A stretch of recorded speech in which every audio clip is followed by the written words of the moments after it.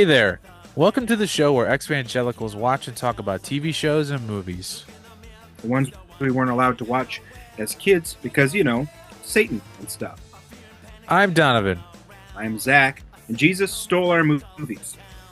So let's go get sketchy with a bunch of sketchy people in a sketchy house, and maybe we're sketchy ourselves, and try to find a really expensive statue of a bird and get our movie back. Is that Hudson Hawk? No, that was the Maltese Falcon. Okay, yeah, duh. I got you. I was like, that sounds a lot like Hudson Hawk. Does Hudson Hawk have an expensive bird statue in it? I think so. I don't remember. I just remember that it's got some weird stuff with sketchy people. Sketchy. Everybody's sketchy. Super sketch. Well, welcome back, everybody, to Jesus Stole Our Movies, the show where we get together and we watch all these movies that we weren't allowed to because, as Zach stated, the devil. How you doing, The buddy? devil. I am terrific. How are you today, bud? I am good, good, good. I had to work last night, but I have a second wind, so I'm ready to do this. I said second wind, not past wind. Ha ha ha ha ha. Fart joke. Let's get this started right. So, what are we gonna do today, buddy? What are we talking about? This week we watched the apparently classic film Who Framed Roger Rabbit. Who Framed Roger Rabbit? I kind of like what you were saying more though. Who framed Rager Rabbit? Just like, Rager Rabbit. That's the drunk, like, never leaves your house, drags a keg to the party rabbit. see, I was thinking of it as a Roger Rabbit just at the rave, just bouncing around. Please. Ra- Raver Rabbit. He has a Cat in the hat and a pacifier with LSD on it. Rager Rabbit. So yeah, we're gonna talk about this wonderful movie. I saw this a lot as a kid.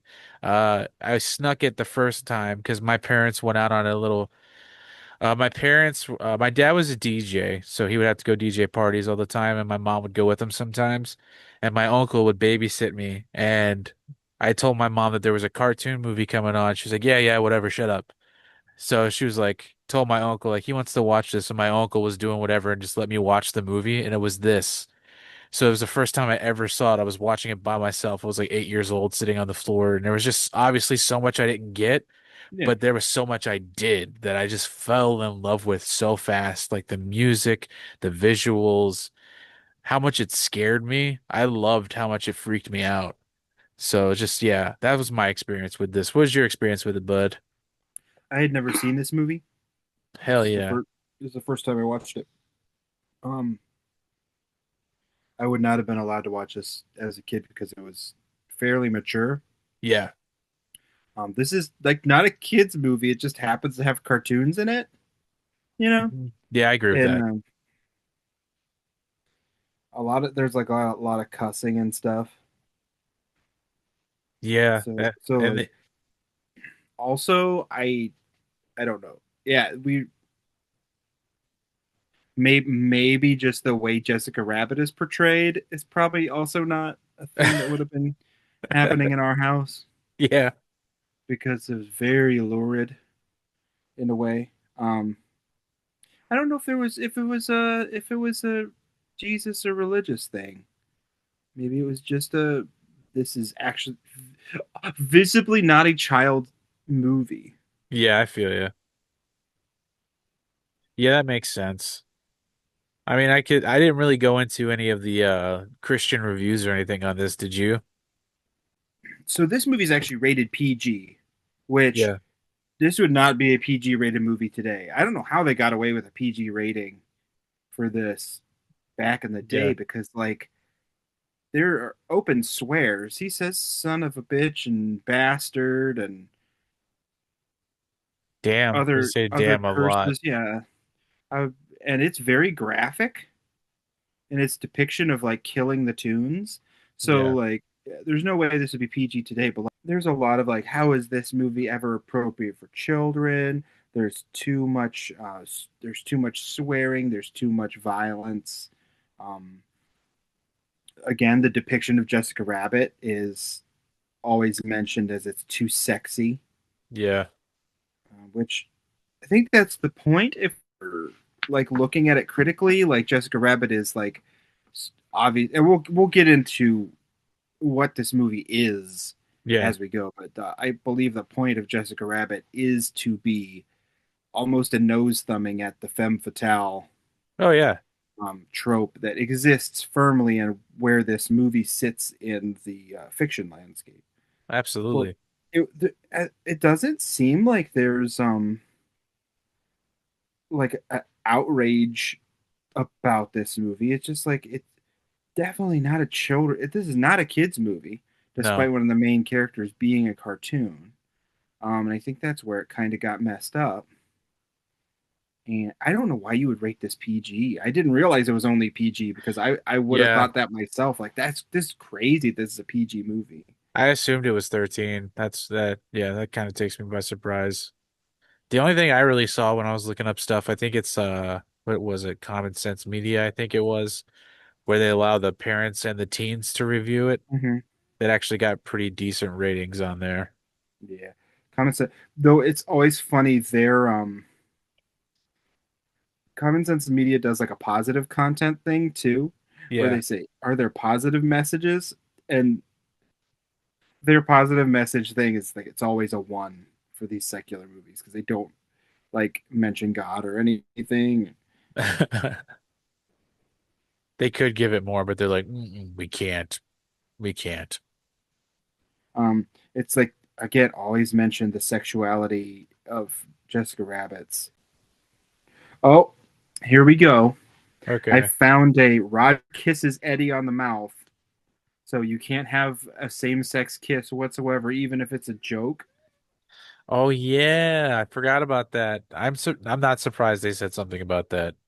That sounds like It's something my dad would say. oh yeah. This movie was good until they had to get their agenda in there. Right. Oh, here we go. Let's complain about a line that Baby Herman says about having the lust of a 50-year-old and the dinky of a 3-year-old.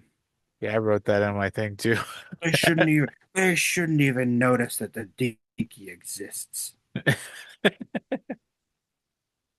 A lot of a lot of warning against violence,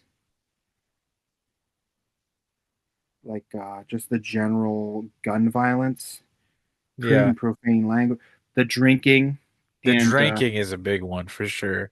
drinking is a huge one. I always forget how much he actually drinks in this movie. And then as I'm watching it, I'm like, oh yeah, he's just constantly like boozing it up. Right.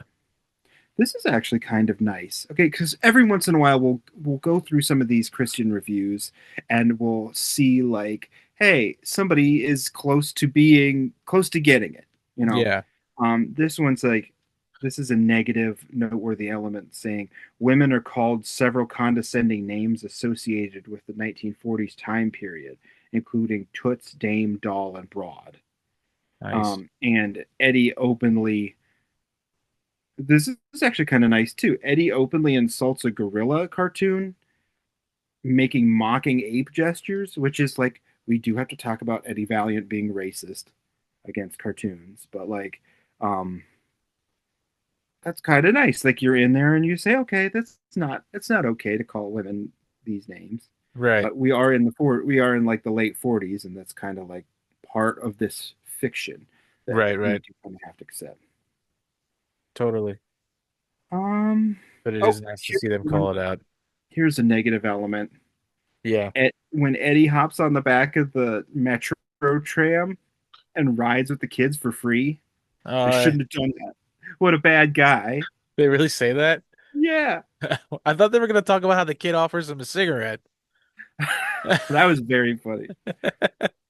I thought Sam Rockwell was gonna come off screen and be like, hey, that's my job.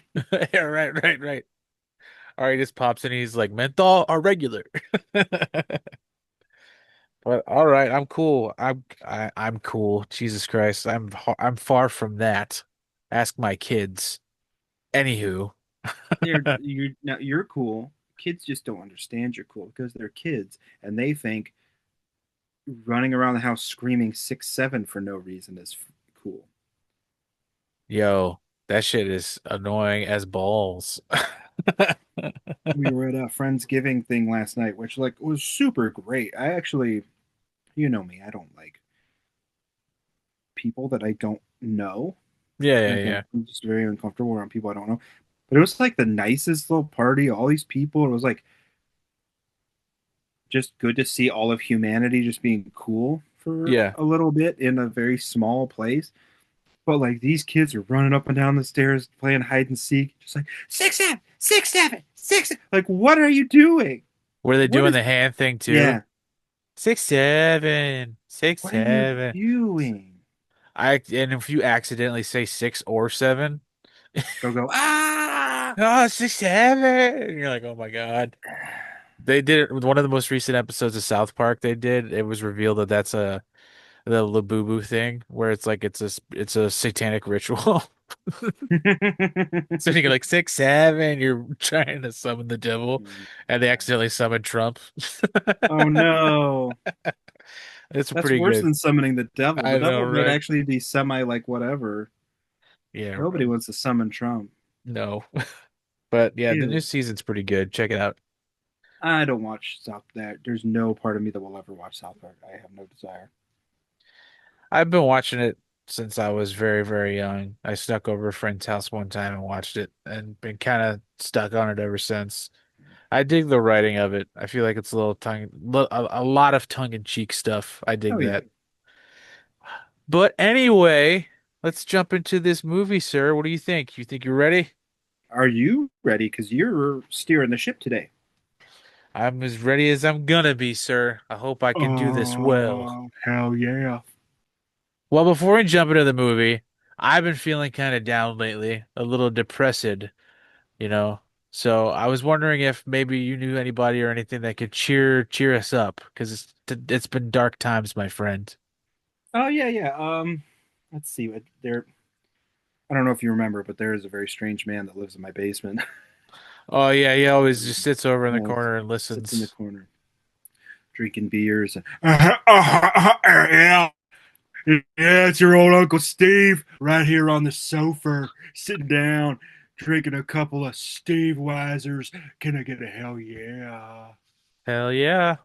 Hi, Steve. I just wanted to tell y'all you're doing one hell of a good job. Even though you don't think you might be doing a good job, you're doing a hell of a job. Can I get a hell yeah? Hell I yeah. said, can I get a hell yeah? Hell yeah. Every single day you get up and you put your little patties on the side of that bed and you stand up and say, I'm a smarty. I'm a goody. I'm capable of really great things. And that's the bottom line. You're doing it. You got to go to work. What? Walk the dog. What? Change the cat box. What? Cook dinner for the kiddos. What? You're doing it. You're winning every single time you get out of that bed and you make an effort, even if you're not changing the world. And that's the bottom line. You can say it with me. Say it with me now. I'm a good one. What? I'm a good. I'm a strong one. I'm a strongin'. And I'm capable of great things. Can I get a hell yeah? Hell yeah. I believe in you. Your old Uncle Steve is down here, and I believe in you. So if you ever have a trouble, if you ever have a trial, just know that old Texas rattlesnake, that nasty sumbitch, I'll come down there and I'll poke your problem in the eye. Because you could poke your problem in the eye too, but you got old Uncle Steve right here in your corner, and that's the bottom line. Because old Uncle Steve said so. Hell yeah, brother. Well, thanks. Thanks, Steve. Can I get a hell yeah? Steve, thank you so much. I said, can I get a hell yeah, Give him his son? give him his hell yeah, he'll go. Hell yeah, Steve. Hell yeah. I said, can I get a hell? Hell yeah. Hell yeah. Hell yeah, Hell yeah. brother. He's earned his 6-pack for the week. Yeah, y'all can do it. Y'all do it, because you can. Do it. I believe in you. Yeah. It's exactly what we needed. That's exactly what the world needed. Anyway, all right, let's do this. This is the tale of an up-and-coming movie star named Roger Rabbit and a down-and-out private detective named Eddie Valiant. Ooga booga! Every moment they were together was a new adventure in trouble. Hide me, Eddie! Please! It's a motion picture about friendship, Take it easy, will ya? Please, Eddie! Don't tell me you're making a big mistake! love, compassion, All right, I'm sorry I yanked your ears. All the time you yanked my ears? murder, Marvin Acme. The rabbit cacked him last night. Remember, you never saw me. sex, I'd do anything for my husband, Mr. Valiant. Anything. and violence. Tunes gets him every time. You wouldn't have any idea where the rabbit might be? Got a thing for rabbits, huh? The whole thing stinks like yesterday's diapers. It's a comedy a little different from all the rest. I'm a tune. I'm not bad. I'm just drawn that way. But tell me, Eddie, is that a rabbit in your pocket or you just happy to see me? Touchstone Pictures and Steven Spielberg present a Robert Zemeckis film. We tunes may act idiotic, but we're not stupid. Who Framed Roger Rabbit?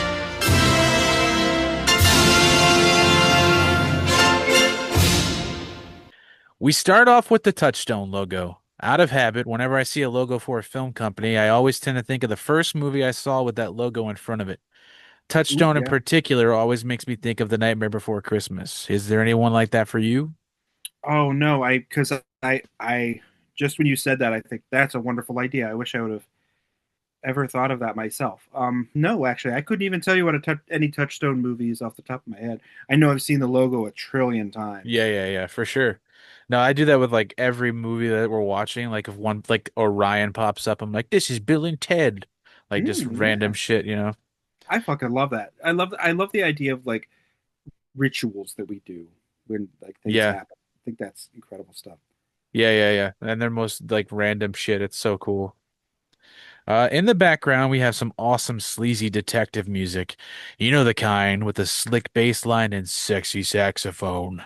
Yeah, baby. The production companies of Touchstone, Amblin, and Silver Screen Pictures come up before the title card.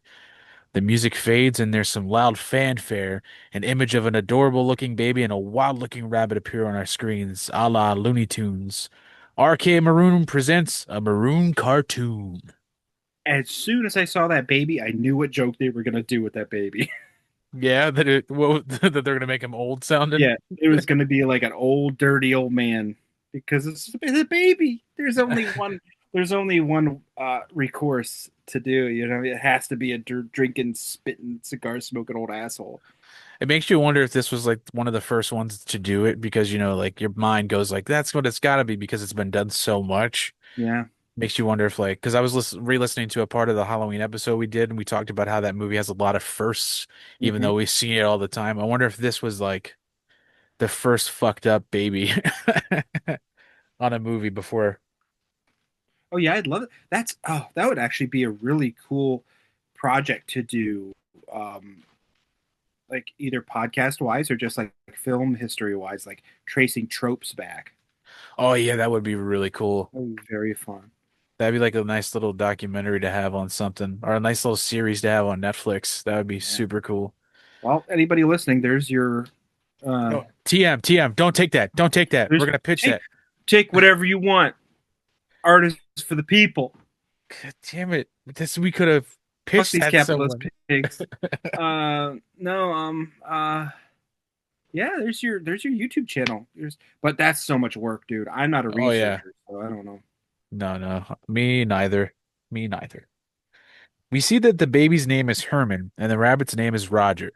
A classic looking cartoon begins and we see a baby in a crib. A mother is telling that baby to behave and that he will be safe because Roger Rabbit will be keeping them company while she goes out.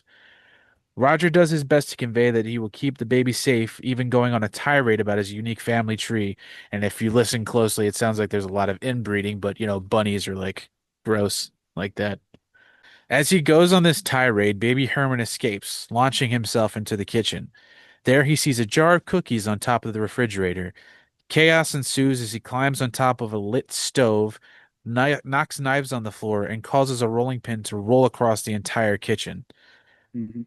Roger accidentally steps on it and rolls around the kitchen, ending up in the oven. Herman turns it on and slowly starts climbing across a sink full of dishes, literally drowning himself for a brief moment. Even This watching this for like the millionth time, I still get like anxiety when his mouth dips and he's like, bloop, bloop. so, like this perfect time to talk about this, and there's one at the end that's really there's a couple throughout the whole movie, in fact, but like this is your Tom and Jerry um, thing, right? I Yeah. watched a behind the scenes featurette where they actually did try to do all three. Um, so they cited like the way that Disney makes the characters so relatable and likable, and you like Mm. care about them, and the way that Warner Brothers makes them like funny and arch a little bit, and Yeah. then the Tex Avery thing of the over exaggeration of everything to uh this is just such a perfect encapsulation of all that stuff, because one of the reasons I've never seen this movie is not only because I wasn't allowed to watch it as a kid, but um I always thought Roger Rabbit was going to be super obnoxious. Right. I had because I saw clips and whatever of this movie, and I was just like, oh, that's so annoying. But like as I'm watching it, like this little baby is endeared to me almost instantly, and Roger is so unbelievably lovable. Like Oh yeah. if Roger wasn't this lovable thing, this whole movie wouldn't have worked. No. But like, Roger's so unbelievably lovable, and even in this, what is about to happen, because this is also a trope that happens all the time. You know, um, they sold some real peril for this baby, and some like, especially if it's especially a cartoon, but like this is some real crazy gags in this one, and Yeah. it's peak. It's actually a very very funny, super violent. Because that's one of those things they always say about like Looney Tunes, right? It's like it's so violent. Mhm. That's why Goofy doesn't get nearly as abused anymore in those shorts that they put Goofy in. Like he does because it's Goofy and that's his job. But But it's like nothing like it used to be. Roger gets a bajillion knives shot at him. He gets set on fire. He gets in the. This is just so funny, and like I loved it, and immediately I'm like, okay, this is fun and cute, but I had Yeah. no idea where it was going, which I don't want to. I don't want to get ahead of us. But No, no, absolutely. You're right on everything you're saying. And the animation in and of itself is so good. Like oh, it's excellent, all the excellent, backgrounds and stuff like that. And you can tell that it's like cell animation and it's just so good. Mhm. Uh, Gorgeous, yeah. gorgeous stuff. The scene finally ends with the refrigerator falling on Roger and an opening to reveal birds floating around his head as he's dazed. A director yells cut as he starts to berate Roger, saying that he was supposed to see stars. And baby Herman starts yelling at him too as he starts to scream about going to his trailer as he goes in between a lady's legs and looks up her skirt. And So, like, can we? Why does it have to be stars? I know the script says stars, yeah. right? But like birds, it conveys the same thing, like extreme head trauma. The birds are funny. The stars would be okay, and I love, love, love. This is so fucking indicative of how much attention to detail they put in this fucking movie. Roger messed up his line in the script by not doing the right physical comedy gag, Right. right? He's saying after he chases the director out, he's like crying. He's like, I can do stars. I can do the stars. Just give me one more take. And they're like, Mhm. we already did. They said it was like the 47th take or something. Yeah. And it was parts of his reactions to things as a cartoon person are as like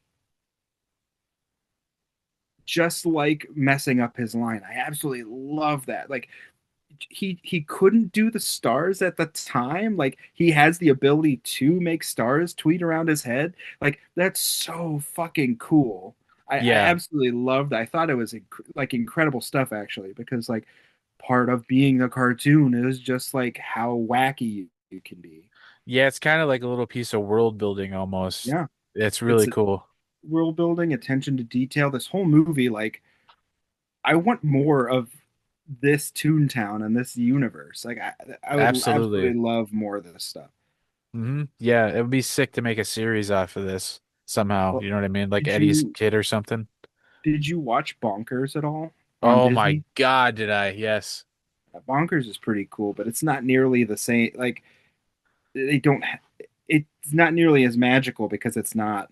No, but it's just like another wacky character that's very similar to Yeah. Roger and a cop aspect too. Mhm.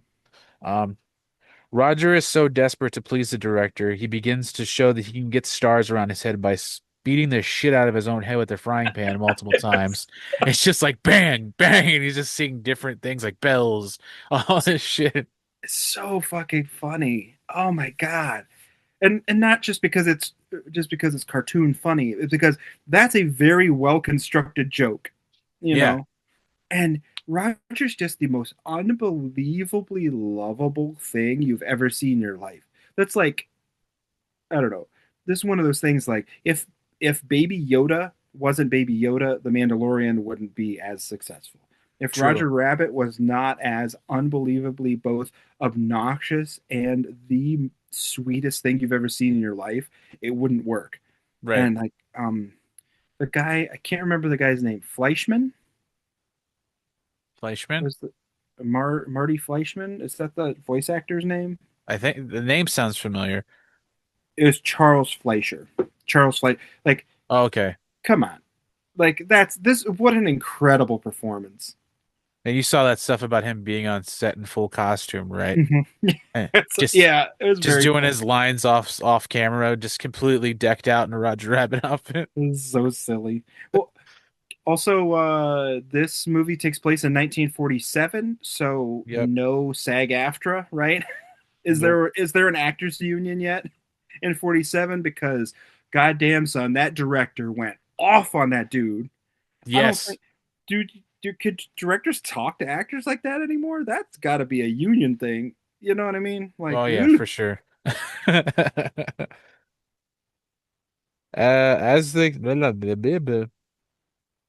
As the camera pans following Roger, it stops on the profile of Eddie Valiant, our movie's protagonist. The next scene begins with him being led into an office, showing us that this is in Hollywood, 1947. A businessman asks Eddie if he knows anything about show business, to which he replies, "Ain't no business like it. No business I know." It's like, hell yeah, Eddie. That's fucking funny. Like, and and this is where I was starting to understand what we were getting into. I didn't know that this movie was a hard-boiled detective movie. Right. And once you were introduced to Eddie Valiant and you see how bad he wants that alcohol and how much of like an alcoholic he is and how like embittered he is and you can tell he's a private investigator, I'm like, oh, because this is one of my I absolutely love a good hard-boiled detective. So like Yeah. we're literally in the space of, your Maltese Falcons and your Big Sleep, Mhm. like Chinatown. yeah, your Philip Marlowe's and your Sam Spades and your Mhm. Mickey Spillanes. So I feel like, and Bob Hoskins, how much fuck. We'll talk about Bob Hoskins later. Yeah. How did he not get an Oscar for this shit? I think this got nominated for a few things. Because this incredible ass performance, this man, just oh god. And according, He's and I watched he's the wonderful. featurettes too. The featurettes are just like, holy shit! Everybody in this movie is working their asses off. This had Hmm. to be just a labor of we understand what we're making is like legendary, and the skill and the effort that has to go into it is just going to be something so special. Yeah. That's art, dude, and you don't get movies like that anymore, No, not at all. unfortunately. But The closest thing to it, though, I don't know if you've seen the newer Chip 'n Dale Rescue Rangers movie. Have you seen that? I didn't even know that was a thing. You need to watch that, Zach. It is literally like a new version of this. It's live action meets cartoons, and Oh, really? it's got the entire Disney pantheon they're allowed to pick and choose and make fun of. Oh, wow. Oh, dude, and it's so funny. Andy Samberg plays Chip, and John Oh, Mulaney what? is Dale. Okay. It's so good, dude. I That's swear. weird. But yeah, I mean, yeah. I was going back to hard. I was talking about Hard Boiled Detective. So like, I love that shit. Right. yeah, yeah, yeah. I'm not like a Dashiell Hammett like big fan of like Dashiell Hammett and see, I can't even remember the other big guy's name. I have no There's idea. there's two huge names in I ain't the. coming to save you, buddy. It's Chandler, Dashiell Hammett and Raymond Chandler. They do each one. Your Mickey Spillane and your Philip Marlowe. I can't remember which one's which because whatever. But what I do like, what I very, very, very, very, very, very, very, very much do like, is a weird detective. And this is both like a hard boiled and a weird detective story in one. Like, your urban fantasy detective who's a wizard detective, your guy who's like a hard-nosed private investigator that exists in this world that has all this improbable fantasy creatures and gods and monsters and stuff. This is that, Hmm. but with Looney Tunes. And Hell it's, yeah.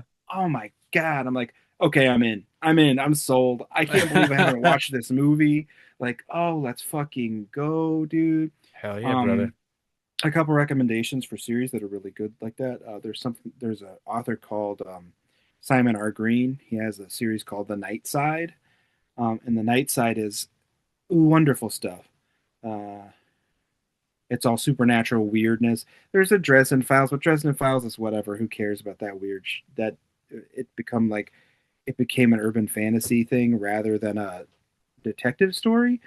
There's a really great series called Rivers of London, and it's just about the most boring ass police procedural like you would watch on the BBC, but with wizards. And it's very Nice. interesting how droll and how English it is.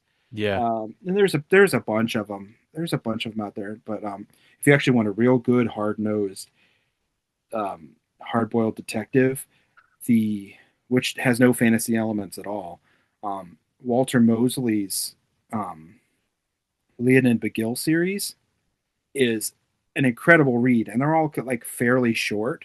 So like he's just this utter complete badass, and he's like a Nice. bad man who did bad things, and he's trying to turn his life around for his kid, and like it's excellent stuff. There's the Redemption weirdo, arc. yeah. There's always some weirdos with weird like cool names and shit, and he has to do some violence, and he's like the scariest motherfucker on the street. It's oh my god, yeah. Walter Yeah. Mosley's Leonid McGill series is I Be love those, a man. bad guy in there named Krispy Kreme. There's like a guy named Jimmy the Suit, and this one does not take place in the 40s or the Jimmy the 30s. suit. It takes place in like 2009, Oh, and like nice. it's all these weird, and it's a very interesting series. I love those. Jimmy the suit. Tommy the foot. Jimmy the Suit. There's a guy named Willie the penis. Pinky Willis, and he's like the world's scariest assassin. Pinky the Willis. Is it Pinky Willis? It's not, or he's the Mississippi Strangler. Or something. But colorful character names and whatever. Sorry, Holy Toledo. That was a lot of names. Jimmy What? the Suit. Not to be concerned that with the guy with the ladle. That's Jimmy the Soup. Hello. Hello, we are 2 minutes into this film. All right. He replies with ain't no business like it, no business I know. Then we realize that the man that Eddie is talking to is R.K. Maroon. Maroon informs Valiant that Roger's wife has been stepping out on him, meeting up with other heads of other studios. He wants Eddie to track her down and take pictures of her being a cheating cheater. Eddie looks out the window of the office and is greeted by animals playing a bunch of orchestra instruments, and all of a sudden the eyes of a flying elephant appear in the window and scares the absolute shit out of him to the point where he falls on his bottom. Not We just any realize flying elephant, like it's actual literally Dumbo, right? it's Dumbo. Yep, yep, yep. This is one of my favorite parts because the little dialogue that they have here is where he's like, I got him on loan from Disney. The best part is they work for peanuts, and he just throws him out there, and Dumbo's like, pop, pop, pop. Our I don't, first real cameo in the movie is this, so it's really Mhm. cool because you're like, oh shit, I know that guy. And there's a shit ton of them later. Oh yeah, for sure. Maroon hands Eddie a check for only half of the money that he's owed, and he tells him that he'll get the rest when the pictures are delivered. Get your Bitches. get your money when the pictures are delivered. Eddie walks out of the office and sees many new cameos, including the mops and the rest of the animals from Fantasia. He runs The to hippopotamus is there. I'm Mhm. wondering, like, how did they get Disney to let them use these character models?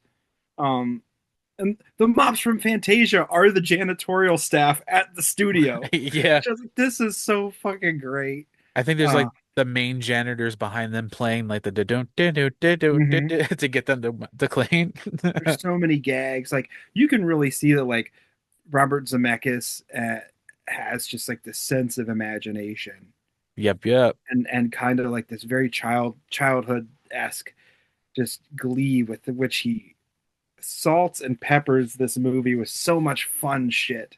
Yeah, it's really awesome. It's one of those ones where you can just watch the background and find new things almost every Hmm. time you watch it.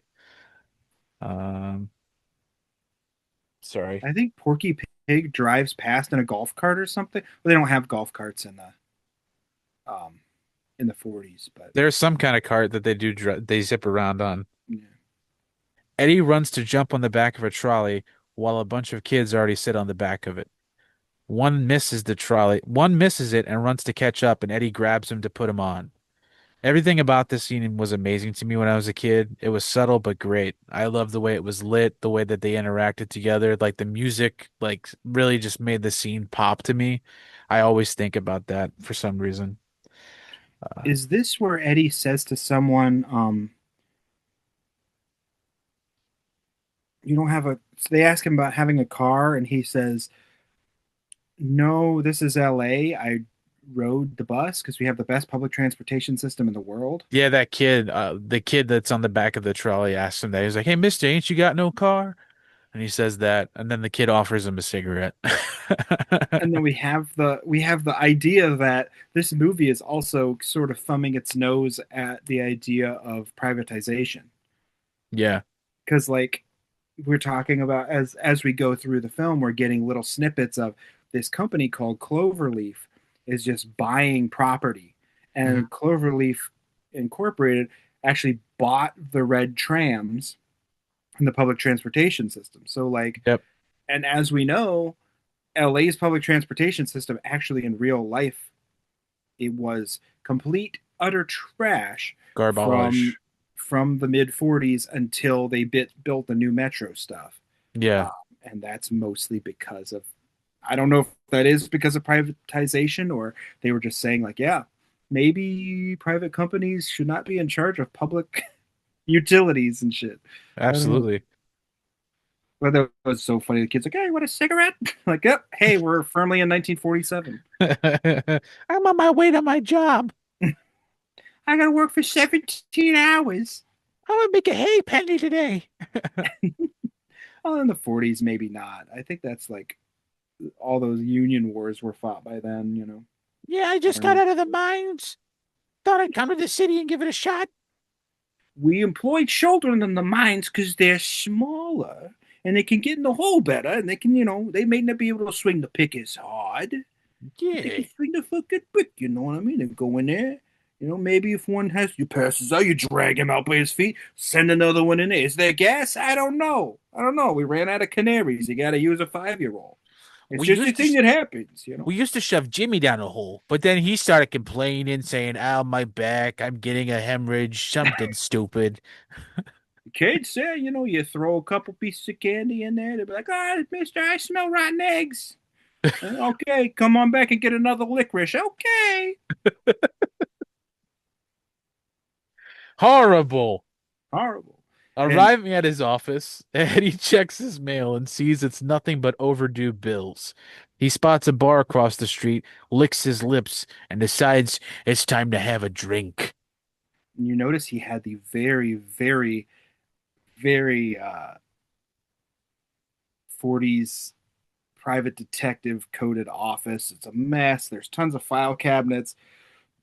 I don't know if it was in this scene or a scene later where he sits down and you see the light from the slat blinds Yeah, make the shadow lines across his face, which is very much a film noir sort of yeah. visual cue.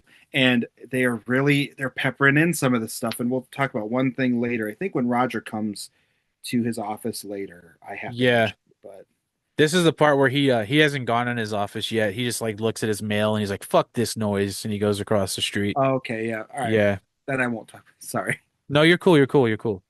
Because what you said is still stands and it's fucking awesome.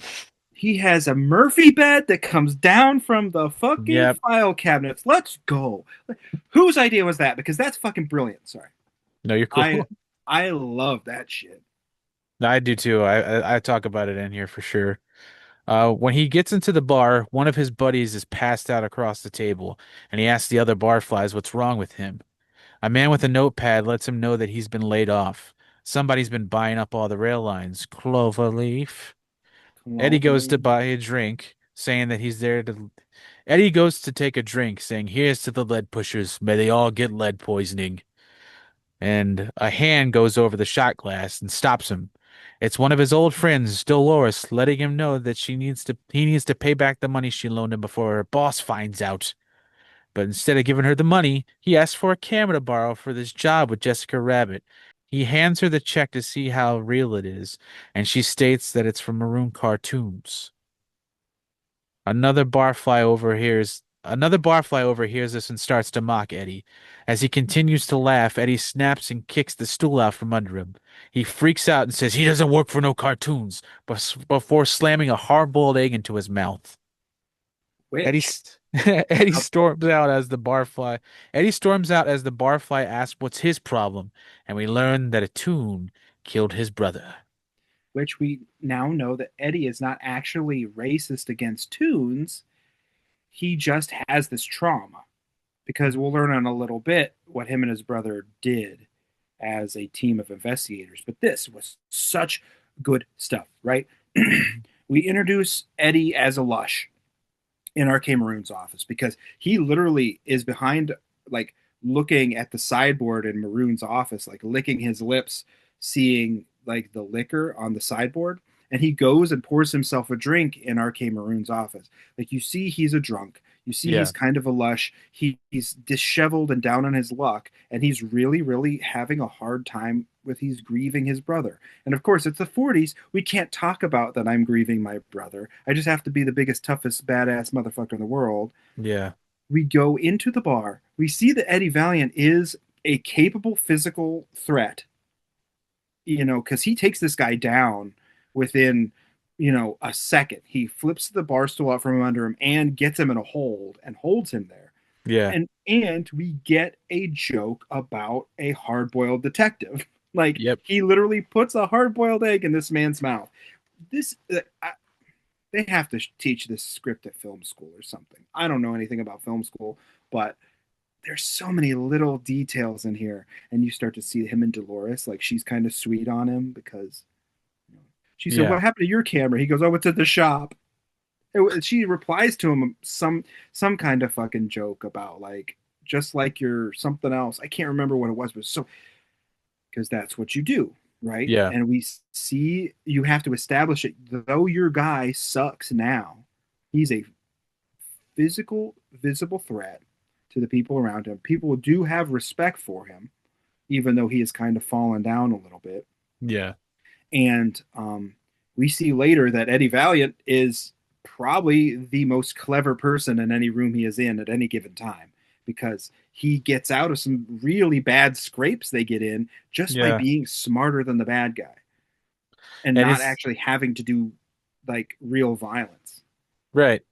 And it's also like obvious that he's pretty well known. Like he's done some shit to get his name out there because Mhm. almost everywhere he goes, it's like, oh, there's Valiant used to be somebody, that kind of thing. So he's definitely a well-known individual. Eddie arrives at a guarded door where a giant gorilla asks for a password. He states that Maroon sent him and he's let inside. The next part, me and my wife quote daily. Eddie looks at the gorilla and says, "Nice monkey suit," because he's wearing a tux. The gorilla then looks at him and goes, "Wise ass." We say that to each other constantly. I love that type of shit. That's so sweet. It's so fucking fun, dude. Like we'll just like look at each other when one of us is pissing each other off. Wise ass. Which is so that's fucking funny. Because Yeah. not only is it a joke about him wearing a suit, it's also a joke about Eddie Valiant being kind of racist towards cartoons. Yeah. And uh, It's wonderful. It's there's wonderful. layers and detail. I should have watched this movie more than once because I wanted to like pick up a ton of the little details in the background. But I'll definitely watch it again, man. oh yeah, I am definitely gonna watch it again. Yeah, for sure. Uh, Heading inside the little speakeasy, we're greeted by a cameo of Daffy and Donald Duck playing dueling pianos. Eddie goes to take a seat at the table when a man sprays him with a pen and he gets ink all over his shirt. He yanks up the man to teach him a lesson, but he introduces himself as Marvin Acme and tells him that it's disappearing ink, so just chill out. And alas, it is. More attention to detail. Oh my fucking god! Chekhov's ink, Chekhov's hammer, Chekhov's hole. Like ah ah, Freaking it's out, freaking out. such good shit. And this scene is crazy. Yeah, Uh, that's wonderful. you've got Donald and Daffy. You've got all these cartoons. There's an octopus bartender, and you have the penguins from Mary Poppins as the wait staff at the bar. It's And so awesome. the way they did this is the puppeteers, because what they would do is they'd have to have objects being puppeteered, and then they would animate around where things were. They would get sight lines and certain things. Um, but the way they did the trays that the penguin bartenders had and the pianos reacting to Daffy and Donald, which is also insane that both Daffy Duck and Donald Duck were on the same screen at the same time. I don't know how they convinced Disney and Warner Brothers to do this together. I don't know the specificities or however the fuck you say the word. I don't know. In my city, I in my don't know. city. I don't know exactly the exact details on how they got it, but I do know that one of the stipulations was that they had to be on the screen at like the same amount of time. Hmm. That's why that scene, the whole exact moment that they're there, it's the exact same amount of time. There's also another cameo later from two big characters from both studios. Hmm. They had to be the exact same time. So, yeah, it's like a weird stipulation they had. Yosemite Sam was there for a second too. Like, Yeah.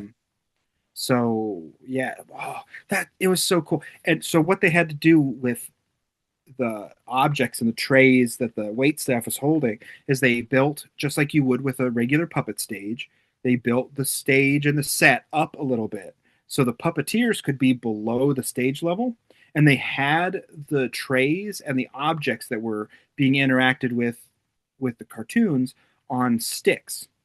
And so like the puppeteers would be below making the stuff move around, and then the animators would watch later and they would animate in the penguins and whatever.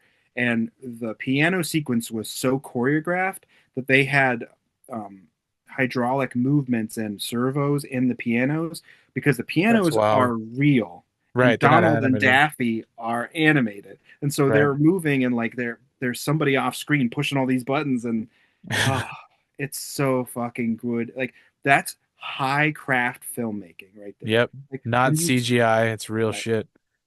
which for all intents and purposes, this is the same thing, but it's just there's so much more craft there. Because Yeah, now you'd say, oh, let's just animate the tray and exactly.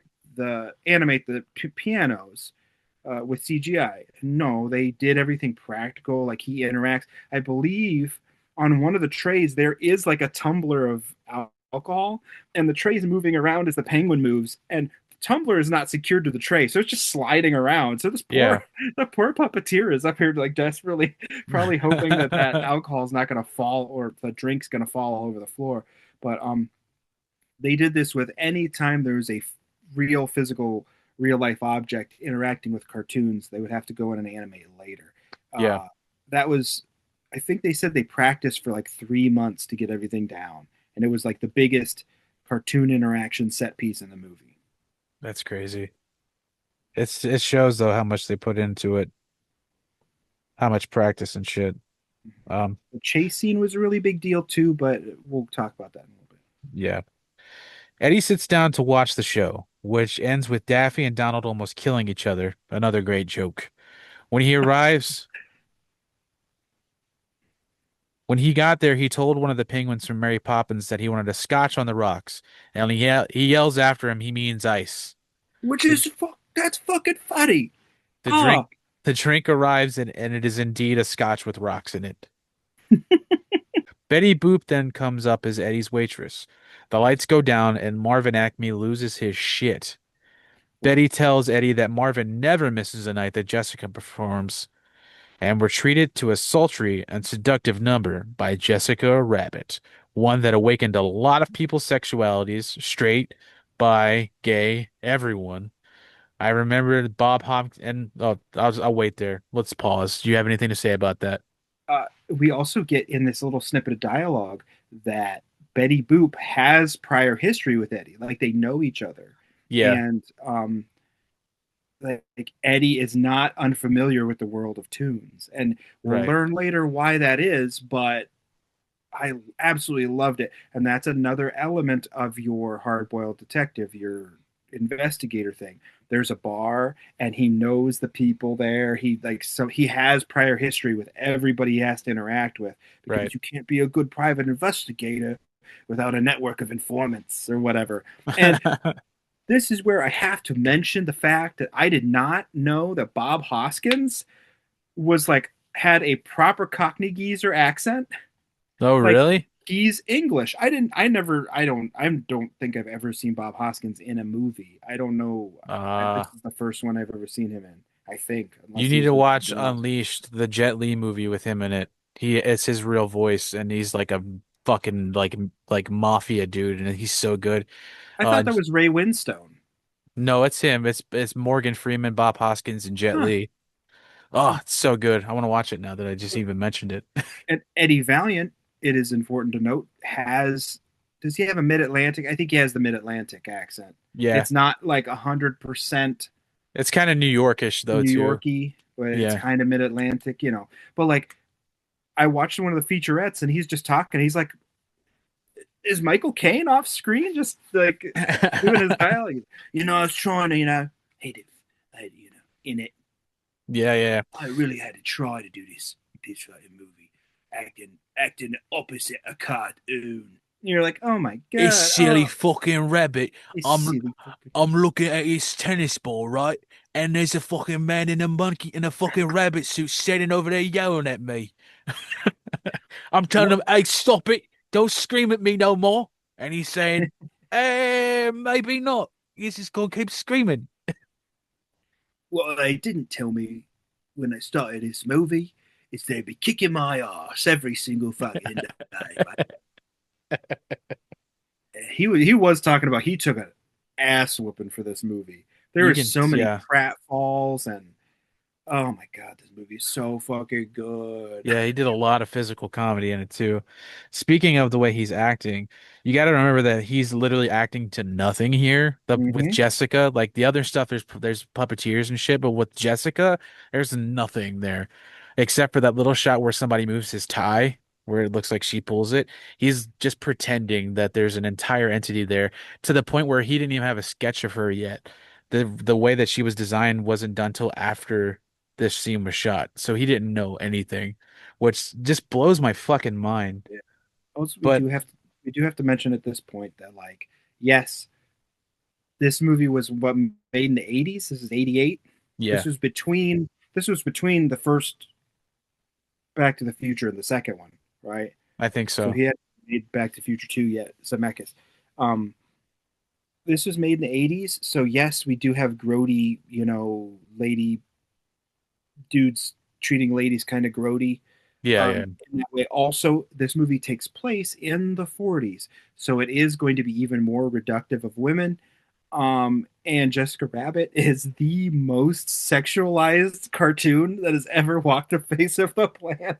Yeah, pretty much. It's ridiculous. It was kind of like lurid and like shocking, like how because I was not completely oblivious to this movie, um, because it has been out since the 80s. But like, um, I didn't realize, and I'd seen pictures of Jessica Rabbit because she's kind of become shorthand for like sexy lady, you know. Right. But she is specifically, and they mentioned this later, which I thought was fucking brilliant. She's like, I'm not a bad girl, and I'm not nasty or gross or anything. I was literally drawn this way, which Yep. is another little bit of commentary. She's kind of stuck in this role, but she has to, you know. Mm-hmm. But it is the femme fatale element of the hard-boiled detective. There's always some really, really attractive lady that's dangerous, and you shouldn't really trust her. And oh god, it was a good shit. I never really thought about it as the commentary on that though. That's a really good point. Wow. Okay. Yeah. Um, but Because some dude, we don't know who drew the tunes. We don't know where the tunes came from. Was Acme the guy who brought the tunes to the real world? Like, what is the world building? I want to know more. Like, there is a novel that this is based on, so maybe all that's in oh, there. I maybe. don't Okay. know. Um, but speaking of sexuality, funny enough, Bob Hoskins happened to awaken other people's sexualities, and I'm talking about my wife, which says a lot about why she married me, because I'm a 5'8" hairy hobbit-looking motherfucker. Your wife was getting sweet on old Bob there, huh? She likes short, hairy dudes, my guy. I'm like, what? Hey, Uh, man, everybody's got their thing, dude. yeah, well, I'm just saying. Anyway, after the show, Eddie follows Marvin backstage, who is then led into Jessica Rabbit's dressing room. He's caught spying through the keyhole for the room by the giant gorilla dude, who asks, "What are you doing back here, chump?" Which Eddie replies, "Who you calling chump, chimp?" Which results in him getting thrown out the back door. As Eddie looks around the alley, he sees that there's an open window that looks into Jessica's room. He finds an old milk crate and stands on it to look inside. This thing is pretty much not just alluding to something's basically say this is pretty okay, my bad. This right here pretty much is not just alluding to something is happening, it's basically just saying it because we start hearing slapping sounds and rhythmic noises as Marvin and Jessica both start going patty cake, patty cake. I was like, oh my god, what are they gonna show in this movie? Because this has already been established. This is not a kids movie. Right, right, right. He's drinking alcohol. He's cussing already. I'm like, it was like shocking, and they kept it close to the vest. You don't Mhm. see anything. He's just taking the pictures, and the reveal of what actually happened is so fucking funny. Yeah, it's pretty great because then we cut to Roger losing his shit in Maroon's office as he also says patty cake over and over. But we see from the pictures that Eddie took that they were indeed just playing patty cake. Sorry. Maroon and Eddie try to make Roger feel better, so they give him a drink of scotch. And Roger basically has a seizure and a crazy episode when this happens. I'm talking like the stereotypical like steam coming out of the ears turning into a whistle. So It's, fucking it's funny. fucking awesome. Eddie tells Maroon, I think my job here is done. How about that other carrot you owe me? And it's like, God, Eddie, you're so fucking funny. The writing, like old school detective movies, is just fucking great. He tells Roger that it'll be okay and he'll find somebody else, to which Roger really loses his shit and yanks Eddie up and tells him that he'll get his wife back no matter what it takes before jumping out the window, leaving an outline of his body. We then see So Roger we then see Roger sitting on a box of Acme marbles in an alleyway and as he cries and looks at pictures of Jessica in his wallet. Go this ahead, is go where ahead. we get that Roger is so endearing because this could have been annoying as hell. He's like crying. He's like, oh "Oh, Jessica!" And he's just like dragging himself through the alleys, and he's just weeping. You're like, this could be the most obnoxious shit in the world. Like Yep.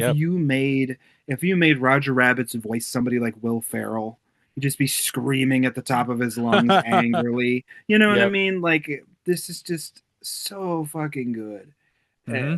There's every chance in the world that this like you would just not care about Roger because he's a cartoon, but like they sold the emotion so well that he's very endeared. And once you get later in the movie, there's a point where I was like shocked that I was feeling real danger and real peril for these cartoon characters.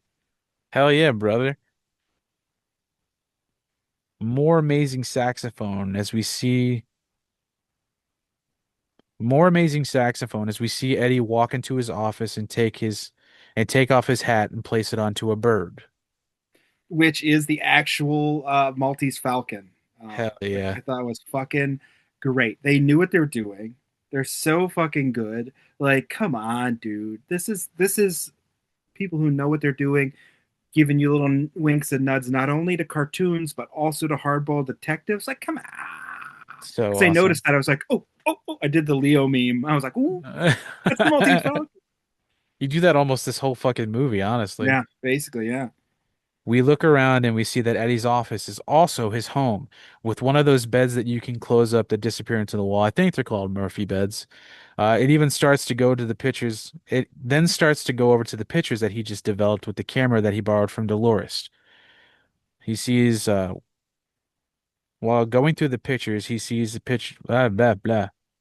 While going through them, he sees pictures of his deceased brother. What is Yeah, it? he sees snippets of his own memories. We're getting backstory just by visual cue, which is always such a great idea, right? You don't Yeah. need somebody to tell you. It's that old writer nugget, the show don't tell. We're being shown. And they are shown as their dad was a very famous clown, Yeah. and so they got kind of ribbed at the police academy or whatever as being the clown brothers, Hmm. and they ended up being private investigators to help Toons and solve Toon related crimes. Did you And see the that headlines on some of the papers that were on the desk? I did not. Yeah, one of them was like, what was it? Valiant brothers stop nephew kidnapping. Huey, Dewey, and Louie safe. Another one was about Goofy and an insurance scam. Yeah, that's good shit. And somebody does mention later, like, hey, what happened to you? You used to help people like me. Hmm. And we get little snippets like, is this where I'll talk about it later. But his office is so cool. It's just all these Yeah, nasty filing cabinets, a bunch of mess, and there's light coming in the window that like throws the shadow bars across his face. It's just good it's stuff. epic. Yeah. Oh, beautiful.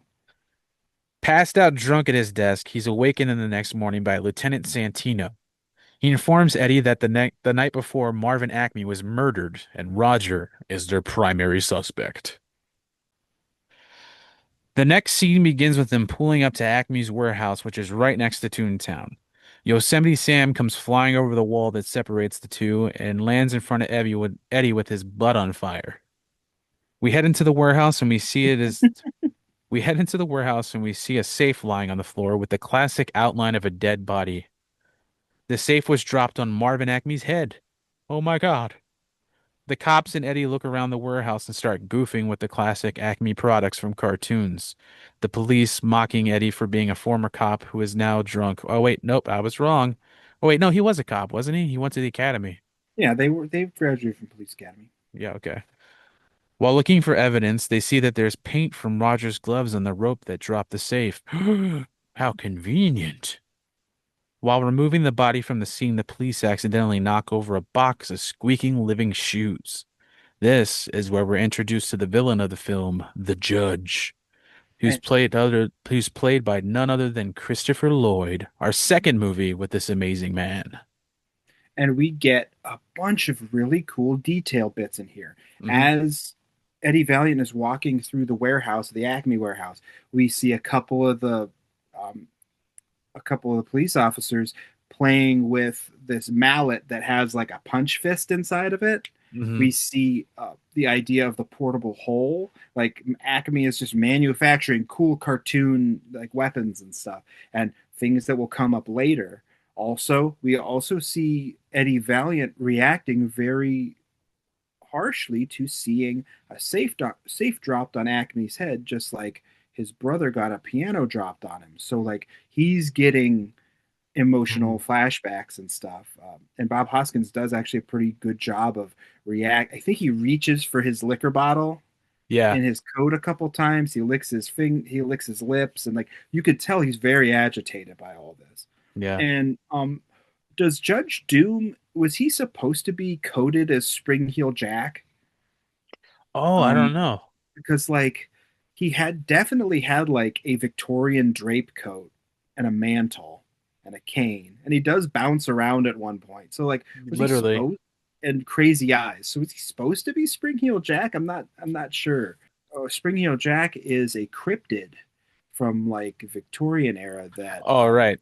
several people saw in London. This weird looking guy with blazing red eyes, and he could jump really high, and he had a cane, and they said he like shot fire from his mouth. Right. And several people saw this, and who knows if it was a hallucination or if it's actually real or whatever, but he certainly seemed like he had some Spring Heel Jack coding. I don't know. Nobody really, it's a cryptid, so nobody really knows, but I wouldn't be surprised if they took inspiration from that or something. You know what I mean? possibly. And Christopher Lloyd is a wild man. What was the other movie he was in that we watched? Page Master. Oh yeah. I love Christopher Lloyd. He's Look so to good. the books. I kept thinking he was going to be Kang from Star Trek, The Undiscovered Country. Is the Undiscovered Country? I forget which one. The one where Christopher Lloyd plays a Klingon and he says, "Shakespeare is always better in the original Klingon." Nice. Like, oh, okay, all right, John. Okay. He's a really great villain in that movie. I don't even remember it. I know I've seen it though with my dad when I was super young.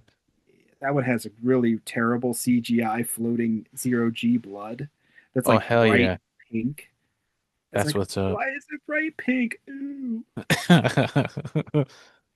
It's not uh, the Undiscovered Countries, because Undiscovered Country is the one with God, where Captain Kirk meets God. the one mainly remember is the one with the whales. Yeah, Voyage Home is fucking great. I love that movie. Yeah. Where they ask about where can we find the nuclear vessels? And Yeah. Chekhov is a Russian man in the 80s in America asking where they could find the nuclear vessels, and that's very funny. Yes, it's very appropriate. This is one of my favorite jokes. Also, Captain Kirk doesn't understand how to cuss, and somebody calls him a dumbass, and he's like, "Yeah, double dumbass on you." You're like, okay. Double dumbass. He goes, Start calling "They're everyone that. double dumbass on you." And Spock is like, "What does this mean?" He goes, "They're called sentence enhancers, Spock." Oh, I nice. love that. I fucking love that movie. Don't remember it barely at all.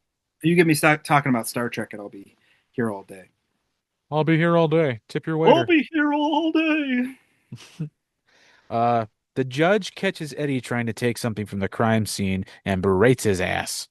Mhm. After mocking Eddie, he says that his men will find the rabbit as a car bursts through the warehouse full of weasels dressed as 20s gangsters. Full of weasels dressed as 20s gangsters, which is really cool. One of those weasels was also dressed with like he had the long chain, broad-shouldered zoot suit that Yep.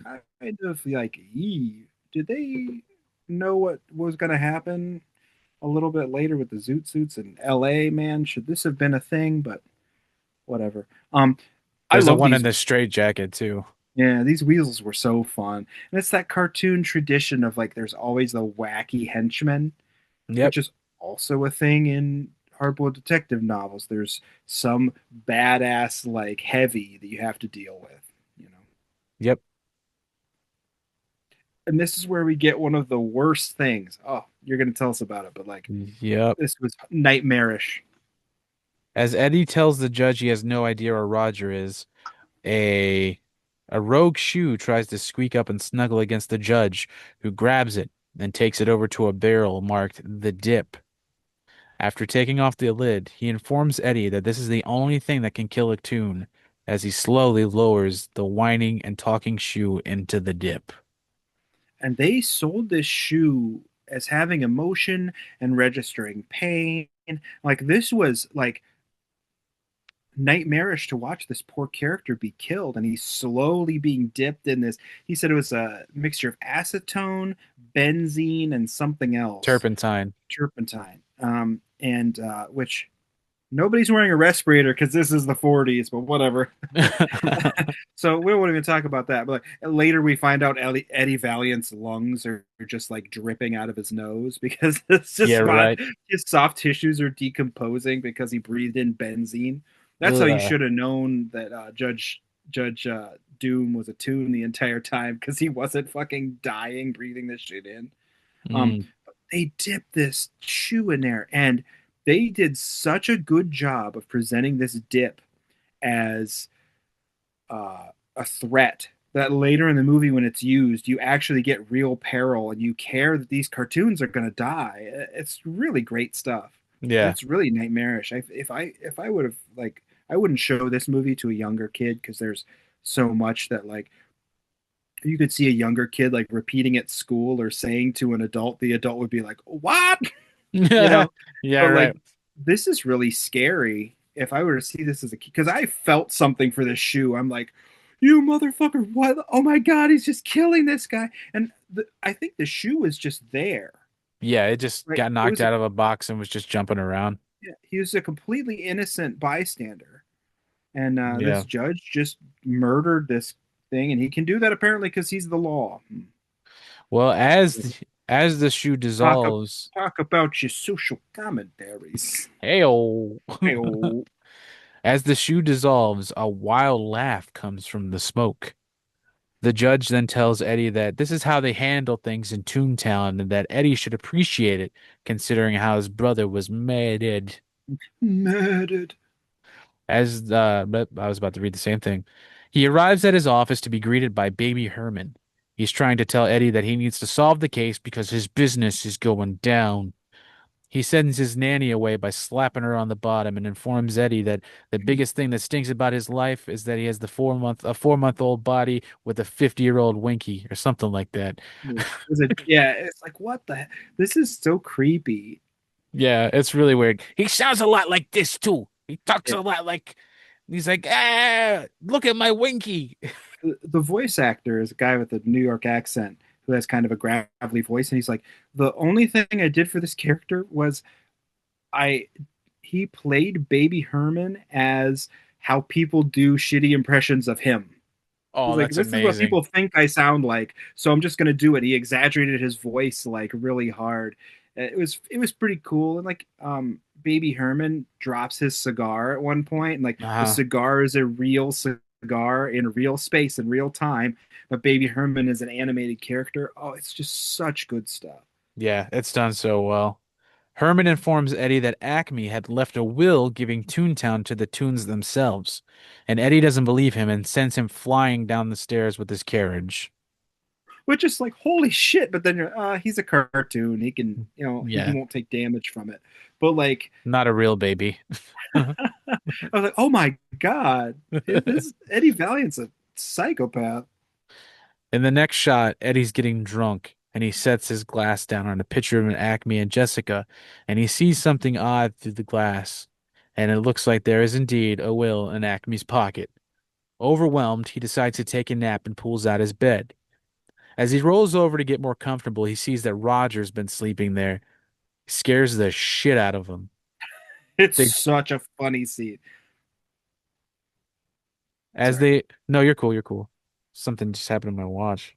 The He shit was that? has a Murphy bed that pulls down out of the file cabinets. It's so fucking funny because you think he has all these files, he has all these serious cases, and his bed is folded up behind. Oh, oh, oh, it's so cool. I always wanted one of those when I was a kid. Uh, as they argue, Eddie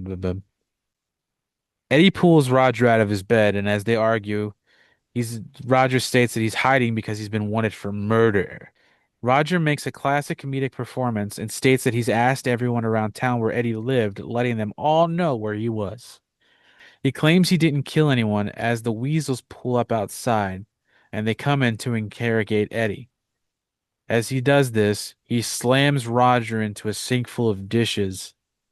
This part was so fucking funny because he's like holding him under the water as the hyenas are asking him questions. And every once in a while, Roger jumps up to catch his breath. And then as the weasels turn around to talk again, he shoves him back in. It's just like classic, like Abbott and Costello Hmm. silliness. It's so awesome. The hyenas start to laugh, and then the lead one lets them know, the hyenas. The weasels start to laugh, and the lead one lets them know that they better stop because they have a brother that died from laughing, which was weird at first. I never heard of that before. Did you ever hear anything Yeah, like I that? never, I don't know anything about that. Yeah, I was kind of like, I mean, it pays off later, but you're just like, when they say it, you're kind of like, what? What does that mean? Is that a thing?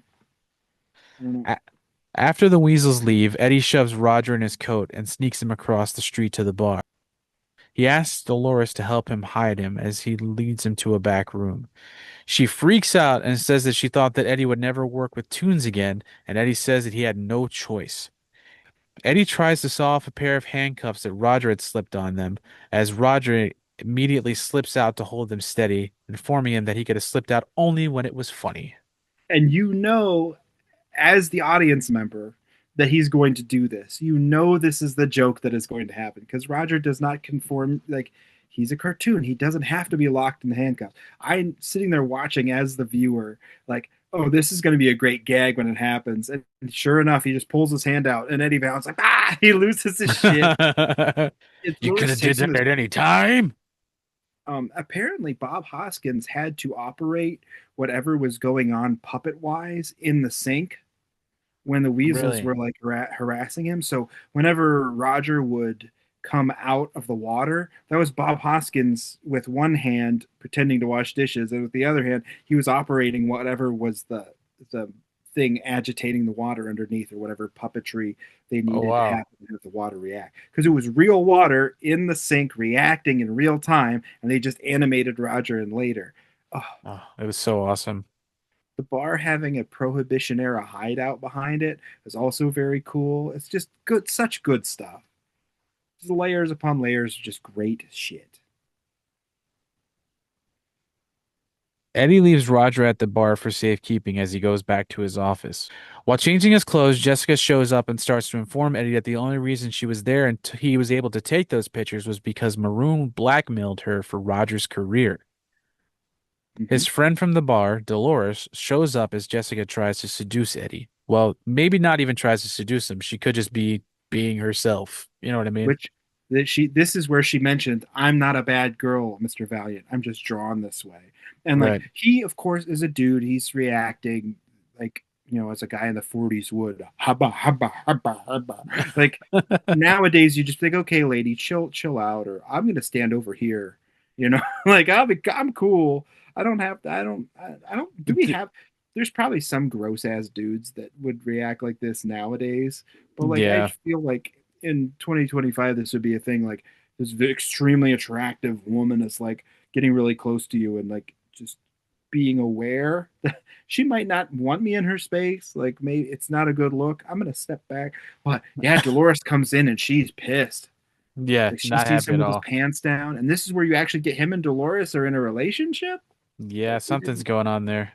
Yeah. Jessica informs Eddie that she's willing to help as she steps out the door. She like blows a little kiss that like floats over and lands on Eddie's cheek. It was just gross. I was like, gross. Is that a To part of her body? Like, to which Dolores slaps Eddie and confronts him about what she just saw. He says that she thought he was going to, he says that he thought that he says that he thought Jessica was going to kill her as they walk out of the office.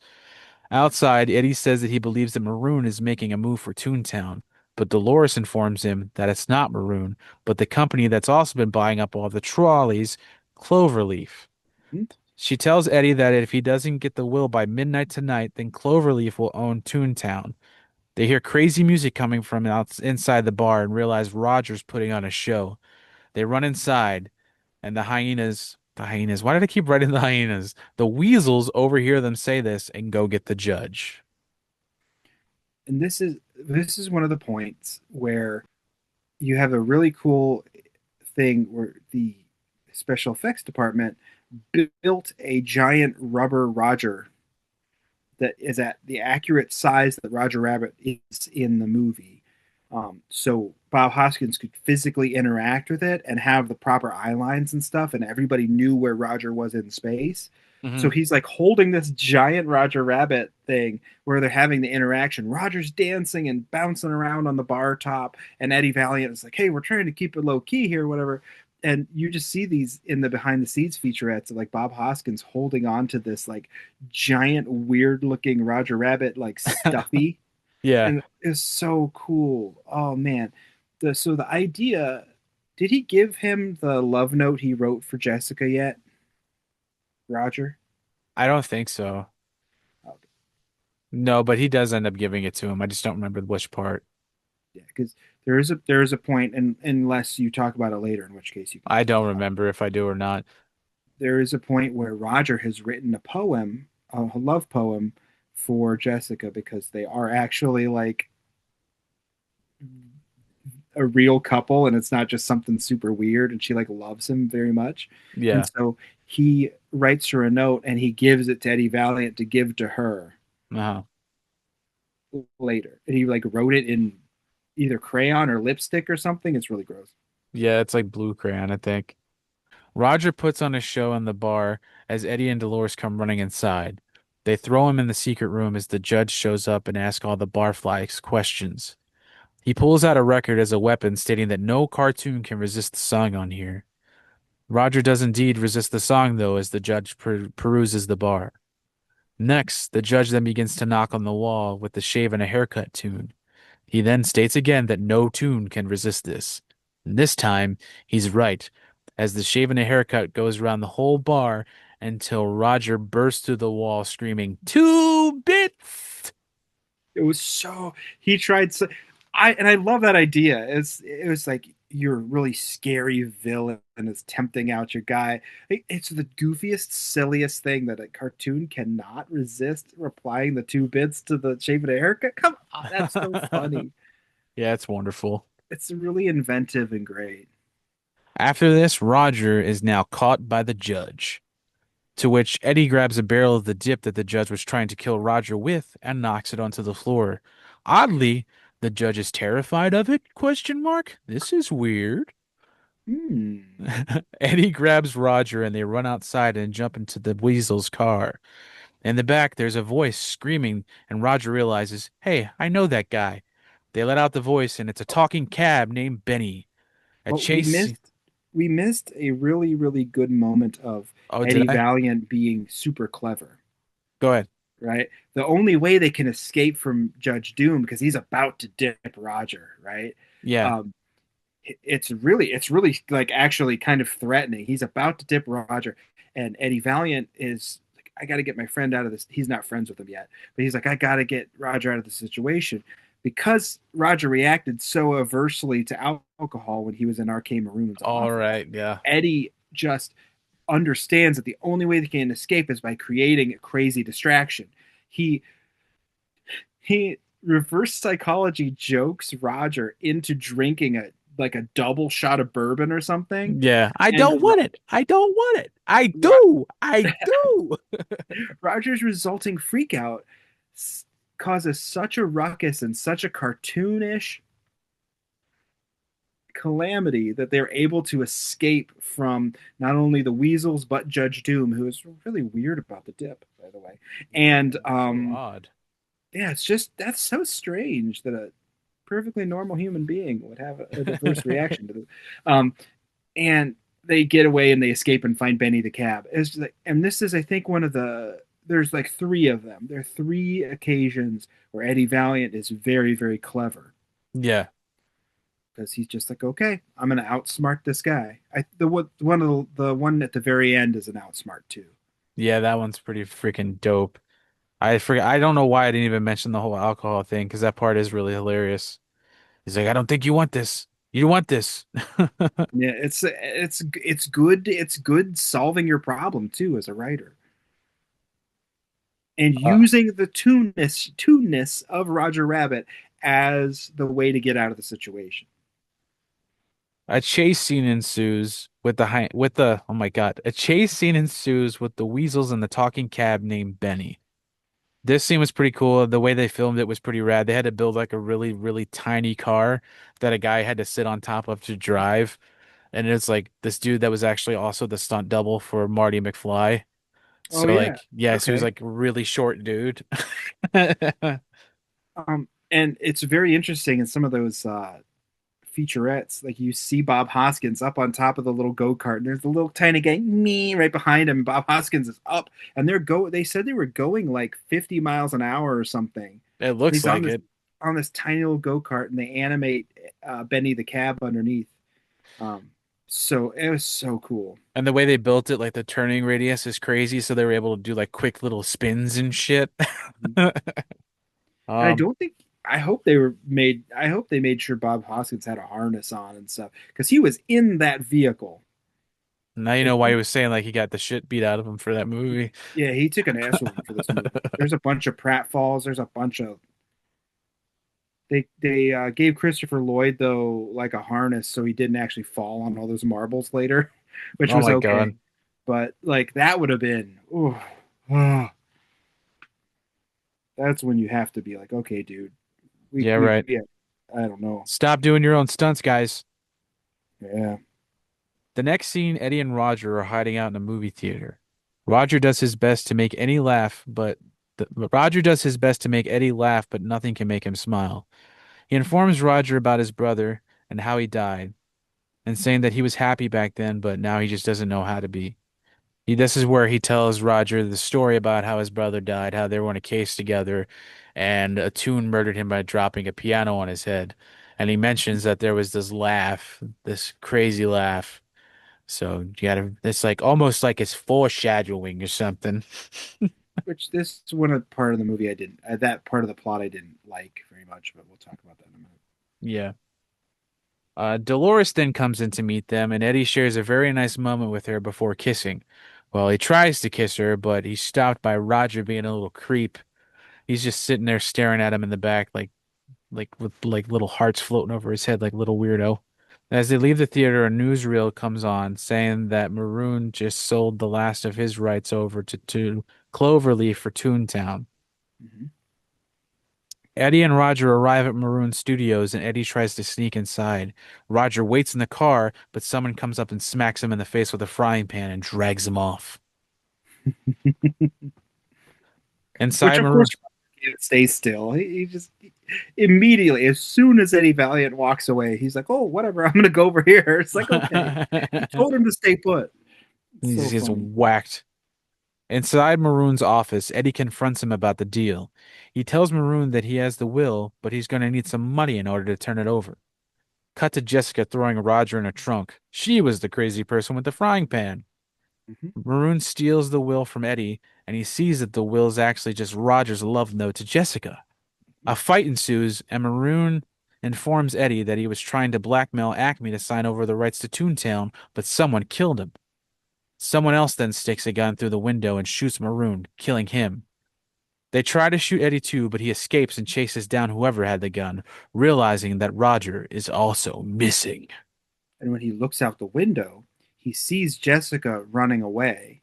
So he hmm thinks that it must have been Jessica Rabbit trying to kill him. Another chase scene leads the cars to a tunnel that leads to Toontown. Eddie stops, not wanting to proceed. Taking off his coat, he pulls out a box. Opening it, we reveal a cartoon revolver with a few animated cartoon bullets. They stated they haven't seen him in a while and that they're happy to see him back, and that the plaque at the top of the box states that this was gifted to him by Yosemite Sam. Mm-hmm. The box, the boys, the bullets ask where he's been, and he says drunk. He goes to take a drink and realizes that this is his main problem, and he slowly pours it out. A very Yeah, let's racist, go. A very racist and stereotypical portrayal of a Native American ensues as he throws up the bottle and shoots out this animated bullet who comes out with a tomahawk and squeaks, Oh, screams, and smashes it. it's like, oh, okay, guys. That's not very nice. Eddie drives through the tunnel to Toontown and is greeted by a pretty glorious sight of animated rainbows and the sun singing a song. Eddie is visibly annoyed. And it's proper, like, public domain cartoon wiggly arms, and I think those sunflowers are from some of those public domain cartoons. There's one of Yeah. those weird cows with the bouncy legs in there Hmm. somewhere. It's definitely very specifically coded to be like early cartoon stuff. I'd be surprised if that ghost wasn't there, but whatever. The ghosts. The ghost,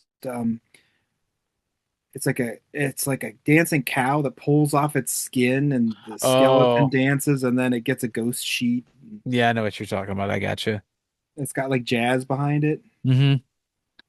While looking around and seeing classic Disney and Looney Tunes characters, Eddie is distracted and crashes his car. As the camera pans out, we see that Jessica also crashed her car. Another great gag is another great gag goes as Eddie hits his head on the car and little birds start to fly around him and he smacks them away, just like Roger at the beginning. Yeah. Looking up at a window, he sees a silhouette of Jessica and enters that building. As he goes to the elevator, the door opens and we see Droopy Dog. Another great gag as Droopy makes the elevator go too fast up and Eddie is smashed down into the floor like a pancake. It's very, very funny.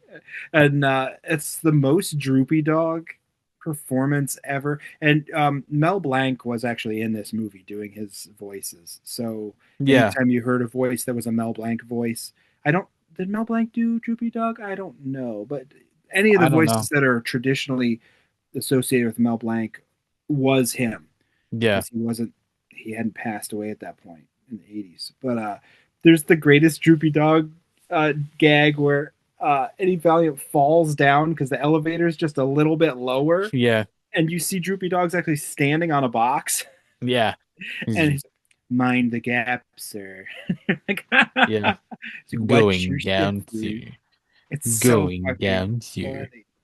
funny. I fucking I love Droopy love, Dog. yeah, that's so good. Eddie opens the door to the room where he saw Jessica, and it's quickly shown that it actually is not her. I believe the name of this character is Rita Hyena. Oh, I don't Uh, know. I think this was like, yikes. What yeah. was this? Was this should somebody somewhere have been offended by this? Like, oh Yep. my God. Eddie runs away and goes into a room where it turns out there is no room and falls down through the sky. He grabs onto a pole to catch himself, and we're greeted to a little cameo by Tweety Bird, who walks over and starts to pull his fingers off the pole, going, one little tweet. What was it? One little bitty? Two Mhm. little bitty? Oh, ran all out of bitties as Eddie Oh, that of falls. pities. It was very funny.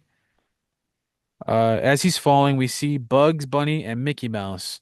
And he sees, as he falls, we see Bugs Bunny and Mickey Mouse, who are both skydiving. Eddie then asks them if they have a spare, meaning parachute. And then Mickey's like, "Oh, I think he's got a spare. Bugs, give him your spare." And he's like, "I don't think you want it." He's like, "I want to give it to me." And then he gives him the spare and he opens it, and of course, it's a spare fucking tire. It's like you think Mickey Mouse is, by all accounts, like a straight up baby face.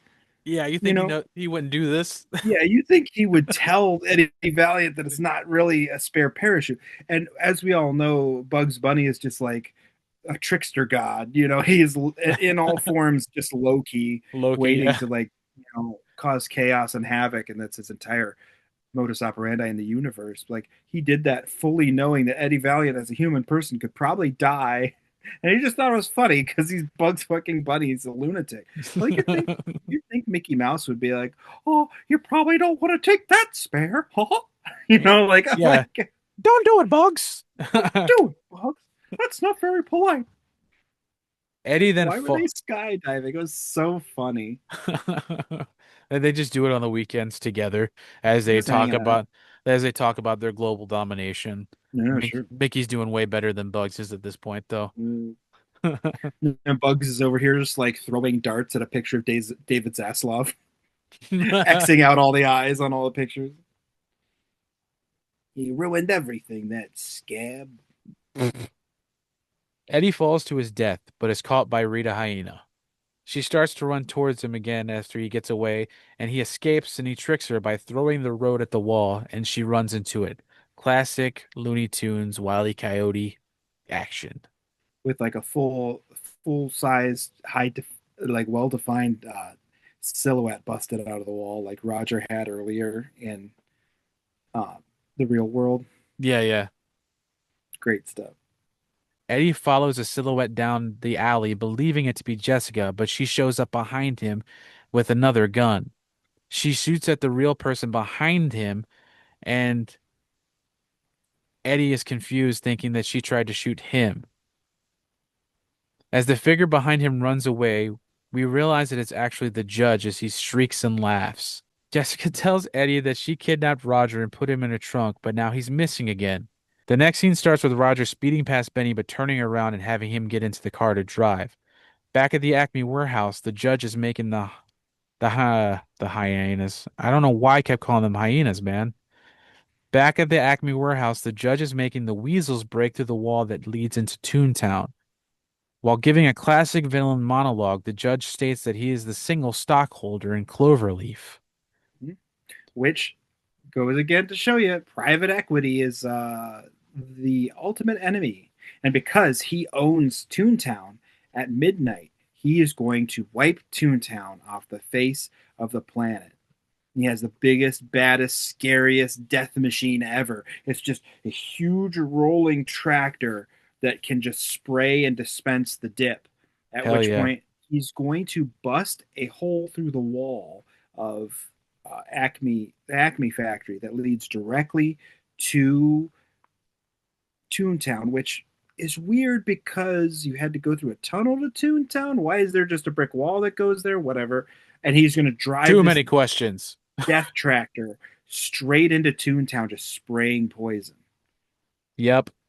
And then this little bit right here is one of my favorite little moments is when Rogers tries to sneak into the warehouse and the way he does it is flushing himself down the toilet.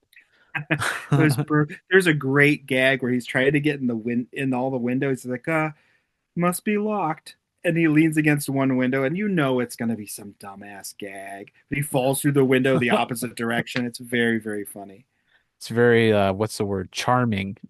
Yeah, it's just cute and fun. It's such a gooberific. And if they tried to do this like in the 80s, like if they set this movie in the 80s, it probably wouldn't have had as much charm. Because in the 40s, you can get away with more cheesy, campier stuff. Like, Yeah. just like if you tried to do Stooges in the 80s, Stooges don't work outside of like the 40s and the 50s. You know what I mean? Yeah, like when they did the movie and it was just weird. Yeah. Um, the judge shows Eddie and Jessica that he's prepared his own special batch of the dip just for them. And it's also in a giant tank to spray through Toontown, stating that he plans to build a freeway over all of it. Oh yeah, again, more capitalism and destruction of everything because as we know before the 50s, because that's when the whole road trip thing became a thing. There weren't interstate highways. None of these cities were connected by giant ribbons of asphalt. I think he does call it like a giant throbbing ribbon of asphalt, like or a huge vein that'll inject them, and he owns that. So anybody that has to build on it is going to have to pay him to like, yeah. Private equity is the villain the entire time. Oh my god. It turns out this entire time that Judge Doom has been Bucky, Bucky Oh, the Beaver, the beaver. and like he's just like in real life, he's just like, I'm going to own everything, and you will all come to my shitty gas station that everybody think is really cool because I have a cartoon mascot, and you're gonna buy all my shit and underpants with my face on it, which is just I don't want gas station mascot underpants. Sorry, pal, that is not appealing. You just unlocked a conspiracy. Yeah. Yeah, everything's connected. That's how conspiracies work, dude. Roger bursts through a pipe with a gun and threatens the weasels to let them go. But he doesn't notice that one of the weasels is above him on a bag of bricks, Mhm. who then cuts the bag loose, dropping all of them on Roger. And I noticed that these bricks look like Pez for some reason. Yeah, they are old. They're old timey bricks. And there was a line that somebody said, like, yeah, it's gonna hit, when it hits you, it's gonna hit you like a ton of bricks. And then Roger literally gets dropped a ton of bricks on his head. I'm like, come on, that's so dumb. Let's go. I loved it. I loved it so much. It's so fun. Things you can only do if you are dealing with characters that are cartoons. If this was humans, everybody would be rolling their eyes and be like, okay, whatever, we get it. Right. That's kind of dumb, but if it's a cartoon, hey, it works. The hyenas. Dude, I'm gonna punch myself in the mouth if I say hyenas one more time. I have zero idea how you got hyena. I think I just thought it once and then just kept writing it every time I did. The weasels tie up Jessica and Roger and hoist them well above the ground, pointing the nozzle from the tank at them, ready to spray them with the dip. Eddie And sees an opportunity and knocks the judge down, whose fucking eyes pop out of his head. mhm. That's how they got out of one of the scrapes the first time. Is the judge ran away because he didn't want to be seen with his eye compromised, and then he came back later. But like this is where I was talking about it, they were an actual real peril. I got they turn on the spray of the dip and it's like going towards Jessica and Roger. And like I actually had a moment where I caught my breath and I was like, oh no, they're gonna get like they did such a good job selling Jessica and Roger as like characters you want to care about Yeah. that like when I saw them in peril, like they sold it so well. I thought it was terrific stuff. Hell yeah, man. I was always worried for them, and I've seen it a million times. Eddie begins to perform a musical number with some of the items left at the Acme factory, and he fights the weasels as he does, making some of them laugh. To which, as they laugh, they begin to die one by one. Because he remembered them saying in his office earlier, uh, stop laughing, you'll laugh yourself to death. So he on purpose was making jokes to make them laugh so he could apparently kill these weasels and make their ghosts float away, which I thought was like, again, Eddie Valiant is the most clever person in that room. Like he knows Yeah. how to get out of the situation. Very cool stuff. I love the little angels with the little wings and harps And the floating harps, away. yeah, It was so so classic. so stupid. Oh, great. One of the weasels, before dying, leans over and presses a lever that makes the dip spray towards Roger and Jessica.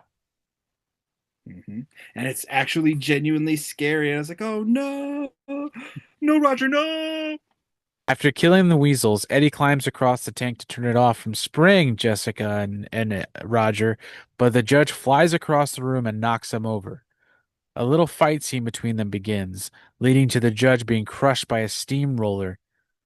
The glue that he uses to get stuck to this has always looked so insanely satisfying to me. You know, It's gross. it looks so cool the way it sticks to like his fist. He punches like he fucking punches the steamroller, then he tries to use his foot to get it off of it, all of it sticking together, and slowly but surely he gets crushed to death. Is this so? Eddie uses specifically uses two of the Acme tools to aid in solving this problem. He Yeah, uses a portable hole, I think, to reach out and grab the glue so the judge will punch into it. which was Is my that nickname in high school. portable hole? Yeah. We've been hanging out too long. That is my favorite fucking joke. People, no one thinks it's funny except for me. I'm like, smoked meat log. Oh, that was my nickname in high school. Yeah. What were you saying before I cut you off with my dumb joke? And he also uses, I don't know if he used it now or in a couple seconds. The giant magnet? uses he uses a giant magnet as well, and he uses the hammer with the telescoping fist. Oh, he uses is that at very the cool. end. But yeah, so he gets crushed by the steamroller. Eddie goes to untie Jessica and Roger, and he believes that he's won the battle until a very high voice that sounds very reminiscent comes from behind him. It's the judge. His flattened body begins to get up and walk around as it moves over to an air tank and fills itself back up. It uses his air to reinflate its body as its eyes pop out again. His hat is now gone too, revealing a small spike of hair that leads up.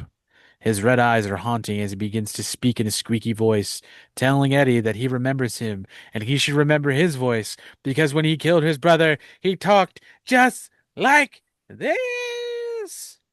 And this is the part where I was kind of like, well, why? Why does this judge guy have to do with killing Eddie's brother? Why even put this in the movie? You know what I mean? You don't Yeah, really have to have Eddie Valiant being connected to this judge. You don't have to have the judge being his long lost adversary. Was there a case that they solved that this whatever this tune's real name is would have not appreciated them solving? Like we don't right. get that information. Like, is he his Moriarty because he foiled him many times in the past? Right, right. Or like, but just the fact that they just happen to be the villain in two different investigations, I didn't really like that one as much. I But can feel that. this is like creepy. Like again, this is one of those things I probably would not have let a younger kid watch, and one of the reasons there was probably questions about why this was only PG is like Yeah. him getting crushed by the steamroller could have been extremely horrific, and it was Oh, like, oh yeah. God, like if they didn't play it like a cartoon, it would have been, very, very horrible. I know I definitely saw this when I was too young, for sure. He reinflates himself with a bottle of compressed air. Yeah, it was Like he just, great. it's very cool. It's got the cartoon like little like the pops. It's very fun. Eddie ends up defeating the judge by knocking loose an empty valve on the tank full of the dip. This is when he uses that little hammer with the thing because Hmm. he goes to punch the judge with it and he ducks, but then the fist hits the valve, knocking loose all the dip, spraying him right in the face. Hmm. It immediately melts him. Well, not immediately. We get that little, like, wonderful little trope of I'm melting, I'm melting. What a Yeah, world, and what he a world. he descends into the puddle of the dip, screaming, which is horrific. Again, like that's Yeah. yeesh. But Woof. watching as an adult, though, it's like you just see that it's a wonderfully silly performance by Yeah. Christopher Lloyd. Um, the police arrive as the tank drives through the wall leading to Toontown, crushing it, leaving it non-separate anymore. The Toons can just come and go as they please. Mhm. The police and other cartoons alike come in and see the mask and other prosthetics the judge was wearing to hide that he was indeed a cartoon. The Toons are disappointed as they never found the will, leaving them Toontown, but they're happy that Eddie did indeed save them. Eddie thinks quickly and realizes something and asks Roger if he still has that love letter for Jessica. Roger says yes, and Eddie asks him to read it out loud. As he does, he starts to reveal words. I, Marvin Acme of sound body and mind. It turns out that it is indeed the will written with disappearing, reappearing ink that Acme used at the beginning. Eddie smiles and kisses Roger on the lips. Everyone is happy, and it's a happy ending. And that's our movie. Yeah. It's so satisfying. He leaves the Toon Town to the Toons, which is weird because why would Acme? This is what I want to know about the world building of the movie. Why Right. would Mr. Acme own Toontown? Like did he discover it? Was he somehow I don't know. Like it would have been nice to have that information. Like Right. what connection did Acme actually have to the Toons? Was he like the only human advocate for the Toons? Was he like keeping them enslaved? Like yikes, what's going on here? He's definitely fucking him. Oh God. Yeah. Sorry to Okay. be that guy, Oh but God. I think that Eddie was too because of their past relationship with Betty Boop. No, I don't think Eddie and Betty Boop got down. I think she was just being I a nice don't lady at know, the bar. man. They sound No. like they had a history. Um, what was the thing? Yeah. So, oh my gosh, this was so fun. There was commentary on like There was some social commentary in here. There was some like uh, economic commentary in here. Like the Hmm. evil developer is the bad guy at the very end. They said they never found out what tune the judge actually was, or what his real name was, or what he actually looked like. Yeah. So that was kind of cool. I always love an element of like real mystery. But like Yeah. you did get a very satisfying villain death here. It was like he had the same fate as he was going to give to all the tunes. Um, and now everybody can be free and live together and try to have a society that is equitable and oh wait. And they won't because human beings don't know how to do that. That's why the tunes are there to help Sure, sure. because they're whimsical and silly. Mm. Uh, in the end, do you think that there was any way that this could have been used in a Christian way to keep this from kids? I feel like it's just the violence and the Just the standard stuff. yeah, it doesn't seem like this would have any kind. You can't. There's no way even as even as hardcore as some of these Christian ideas are using their mental gymnastics, are you going to be able to get anything like spiritually weird out of this movie? You know what I Yeah. mean? Yeah. There's there's nothing like you can't say there's demons in it. You can't say there's um, any aspect of the world. Like, there is because it's just drinking and smoking, but apparently that's not a thing in every church. It certainly wasn't our church, and I always thought that was such a big deal. But nowadays, apparently, that's not really a thing. You can go and Yeah. drink and smoke and do whatever drugs you want, and then just go to church and be fine. As But long as you back in the say, I'm day, sorry, I love you, Sky Daddy. well, yeah, but that's just you can murder and rape people and do that at the same time, you know. But Yeah. it's But kind of like a that's, huh? oh, go ahead. No, I was gonna say, but that's what makes it fun, baby.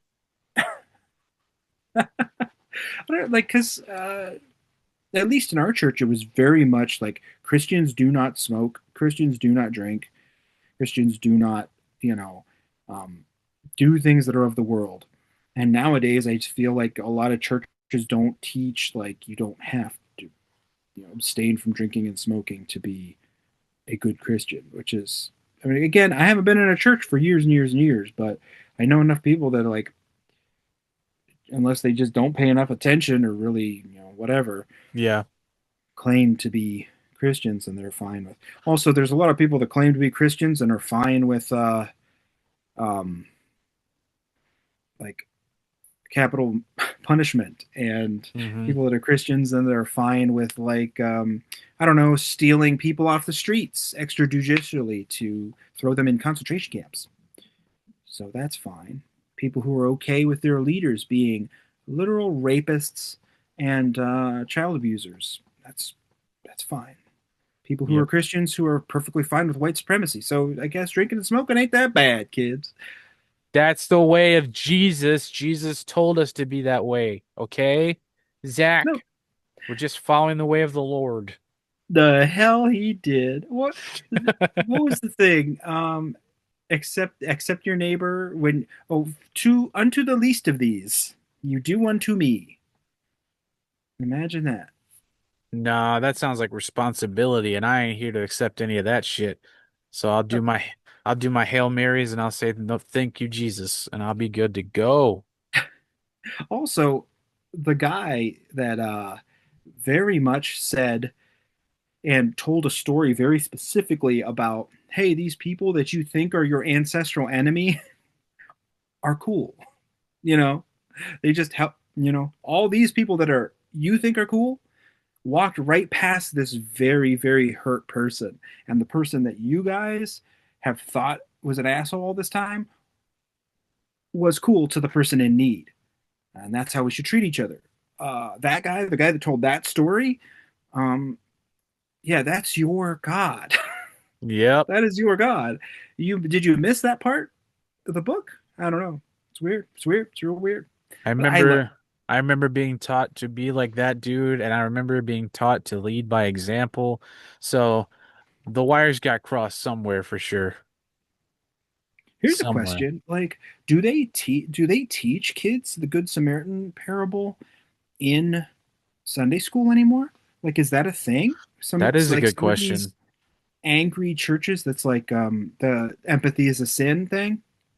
Is that actually taught in those churches? I would be very interested to understand that because like you're literally if you want to be so um, pedantic about what the Bible says, the whole thing about you shall not lay with man and man shall not lay with man because it's an abomination type of shit that's in Leviticus, which, if we're actually being literal, Jesus's sacrifice of himself absolved us of the old law. So, what are you guys talking about anyway? B, um, do they cut those parts out? Like, how do you reconcile that within yourself to literally read the book that you think is the foundation of your religious background and ignore the actual words of the guy? You know, Right. and that's red letter shit. What they profess to what they proclaim to believe is actually the words of The Christ, words of them, yeah. which you and I both know that he did not say that. But you know what I mean? But Yeah. if we are people of faith that do believe that, like, and I would highly doubt that the whole rebellion is tantamount to witchcraft thing. I will bet you money that that is a thing that King James added. It's like, oh yeah, yeah, I need my subjects, I need my thralls to be able to like think that they're going to hell if they rebel against me. Right. You know, To speak on that red letter thing though, I would love to have been in the room when whoever wrote that part of the Bible decided to do that. And be like, oh, I'm gonna do something really special. It's gonna be, oh oh, Jesus' words are red. Oh my God, I'm a no, yeah. genius. Yeah, it's all. That's definitely was somebody's like, oh yeah, yeah, yeah, yeah, yeah. I'm They gonna put take their, a break now. I'm gonna take a mhm. break. They put their feet up. They smoked a cigar, and uh huh, So fucking stupid, dude. Why red also? Like, come on. and you know, like not every Bible is Jesus's words are not printed in red, but like still, it's definitely enough of a thing for me to be able to relate to you, a person who lives across the country from me. You Yeah, know what I mean when I say the red letter stuff. yeah, And I know there. I don't think I don't know if Catholic Bibles include Jesus's words in red letters, but like if it's supposed to actually be a quote from Jesus, he literally tells you, like, "Hey, the people that you think are the bad foreigner are not bad people." Like that's literally what that story is about. Although we all know how the media literacy is with the Christians, so oh God. Yeah. Not the best.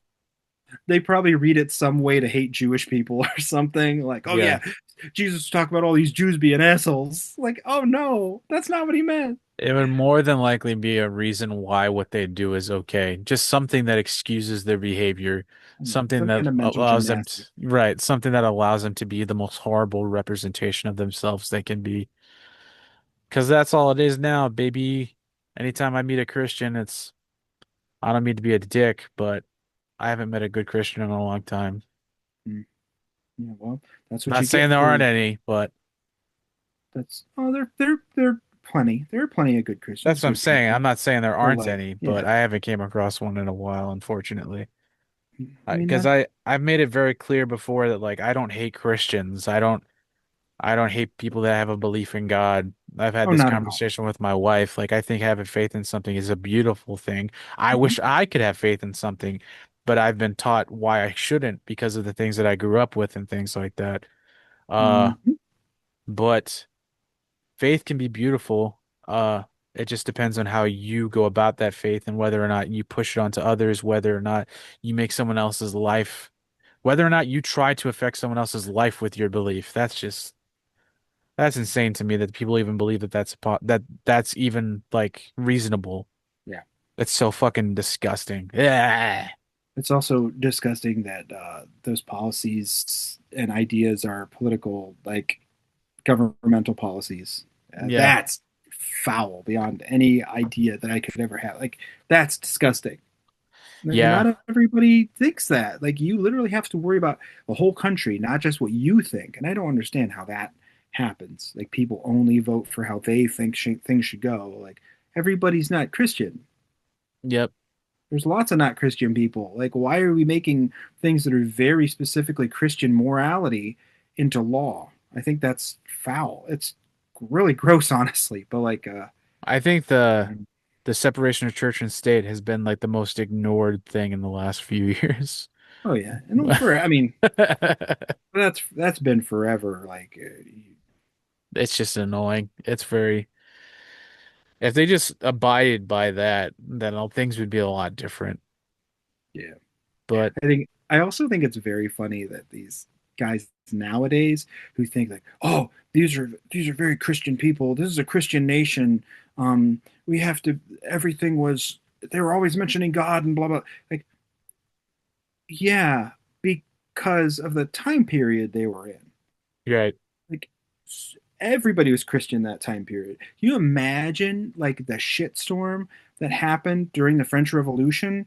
Like, if that happened nowadays, even with the Bolsheviks and with the revolution in Russia, when the communism came into power in Russia, one of the things about those revolutions was, hey, we realize these religious leaders have been screwing us over using religion for so long. Yeah. We need to have a different thing. One of those big cultural swings in France during the French Revolution was like getting rid of the Catholic Church being in such charge in France. Like a lot of the stuff of the French Revolution was rationalism, atheism.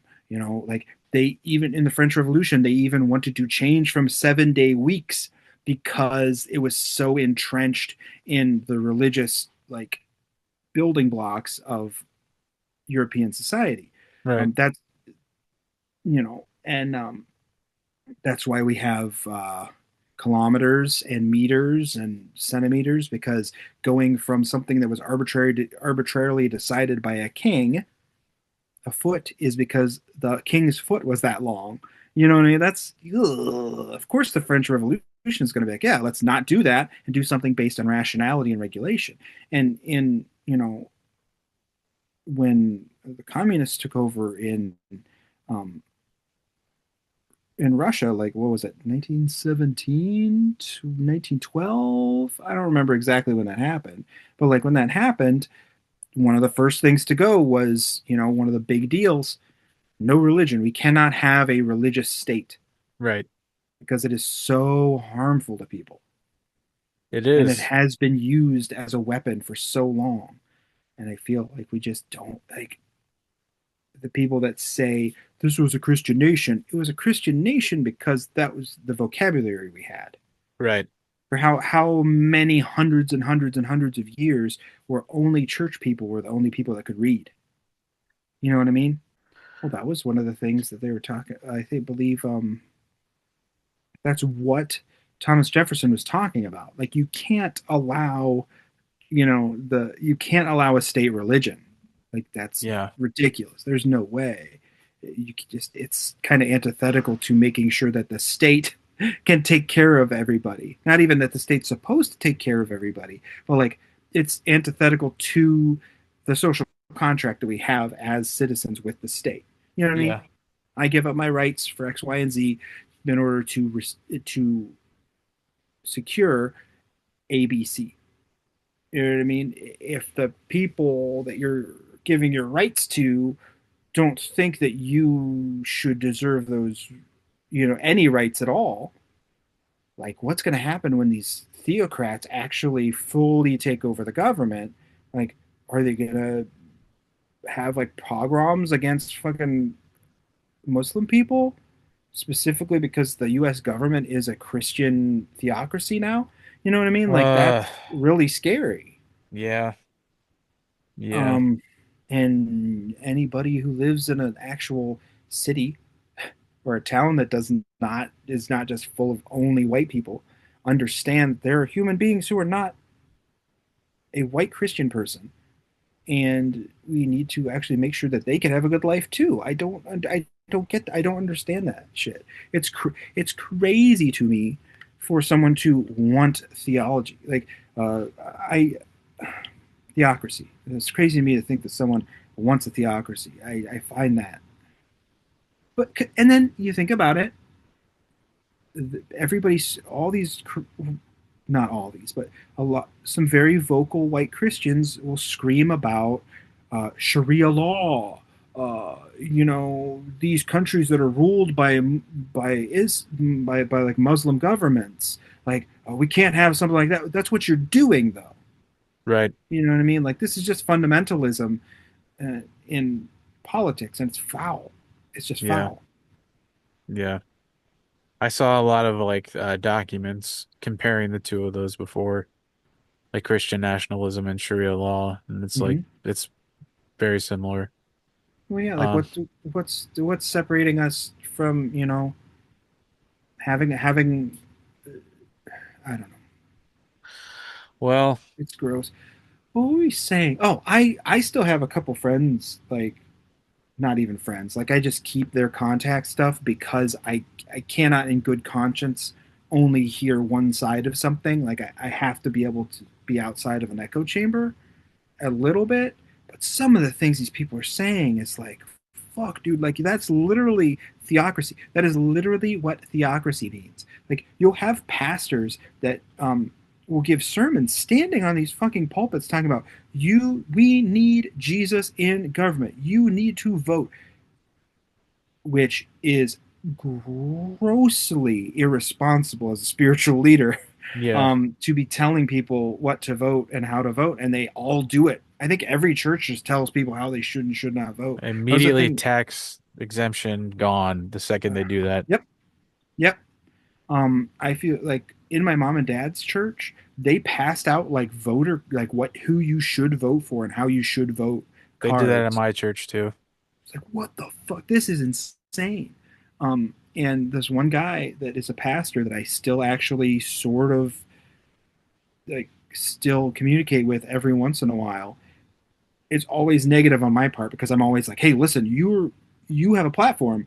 You have to Be advocate responsible. modesty. You Yeah. have to be responsible and advocate rationalism instead of like advocating like this knee jerk insane response to things like we have to go out there and we have to pray and we have to vote that to make sure that all these judges are Christians, all these senators are Christian. But what you're saying is that is a theocracy. Do you not understand what that is? Right. Like, sorry, but this is just theocracy. You're not even saying like this is my faith and this is how I feel. You're saying this is how it should be. That is nothing short of advocating for a theocracy, and that is disgusting. Yeah, and that's there's also like it's just and the entitlement behind that too is just fucking like unnerving. You know what I mean? Like Yeah. this is mine. This Yep. is mine. I'm supposed to have this. And the fact that Mhm. you think you can question that is disgusting to me.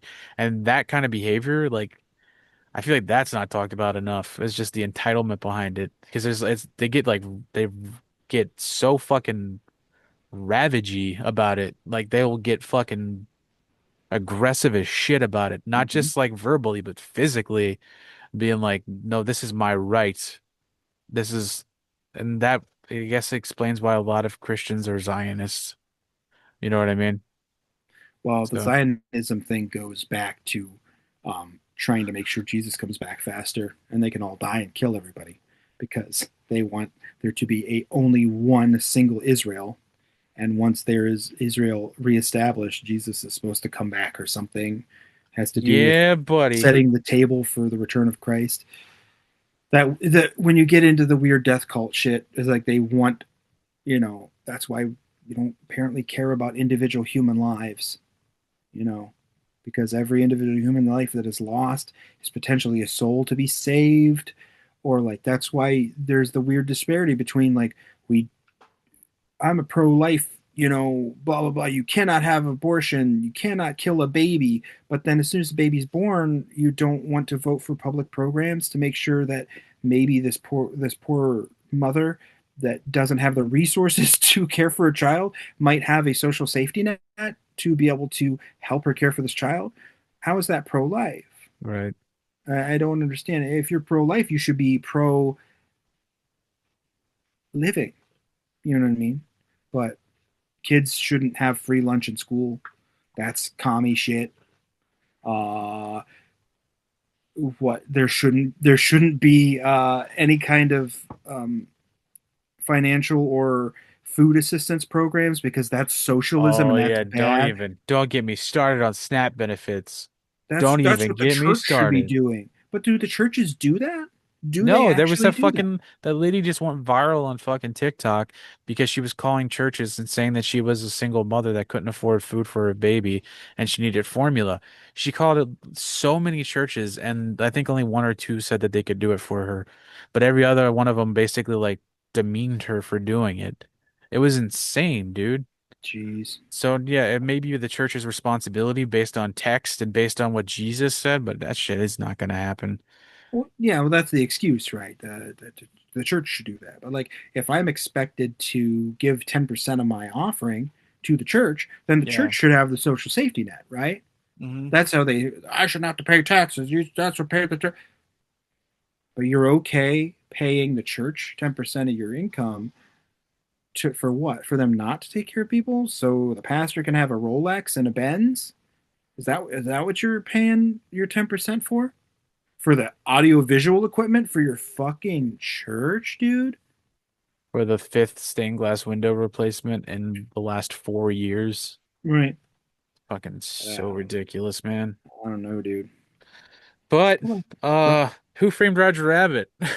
I thank you so much for sharing this and suggesting this movie because I loved it. Yeah, It absolutely. I can tell you loved it too, so that made me really happy that you enjoyed it for real. had so many things that I absolutely adore. Like Mm. like film craft, very very difficult special effects and practical effects. Um, Yeah. you have your hard-boiled detective story, you have weirdo detective stuff, things happening that cannot happen in the real world that the detective has to use and understand to solve the mystery. It's just Yep. peak And peak those stuff. those jokes and those gags too, they were just prime. Everything in it was so good. But this movie wouldn't be what it was though without Bob Hoskins. Oh And no. one weird little tidbit that I learned is that apparently Bill Murray was the first choice for this. And I don't think this Oh movie would have been good with Bill Murray as no. and apparently they tried to reach out to him, were never able to get a hold of him. Bill Murray never knew that, and then one day, like years later, he was reading an interview with Robert Zemeckis who said that, and he audibly screamed out loud at a restaurant because he was like, "Motherfucker!" See, it wouldn't be the same. It would No, not because at all. I don't think Bill Murray would. I love Bill Murray. I think he's fun to watch, but he wouldn't have the same.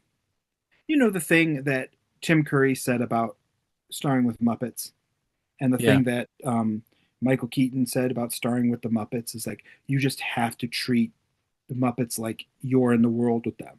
Like yeah, Tim Curry said, he treated the Muppets like they were real and he was the cartoon. yep. And Michael Keaton treated the Kane. Muppets like they were co-actors. You said Michael Keaton. It's Michael Michael Caine. Caine. Michael Caine. Yeah, you're right.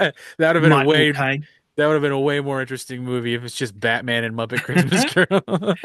But like, I feel like Bob Hoskins had a similar ethos to like he had to react like these were real people and Yeah. real things happening in his around him. And I don't think Bill Murray might have been. I think he would be too sarcastic about it. Yeah, You know what I I mean? liked Bill Murray a lot more when I was younger. The older I've gotten, the less I've seemed to like him. Like there's nothing wrong with him. It's just like his comedy has kind of gone out of my system a little bit. You know what I Mhm. mean? But I'm glad that he wasn't in this because like you're saying, it just his type of humor is sarcasm, and it just I Mhm. don't feel like it would have clicked with this that well Because because Bob Hoskins is very earnest in this movie.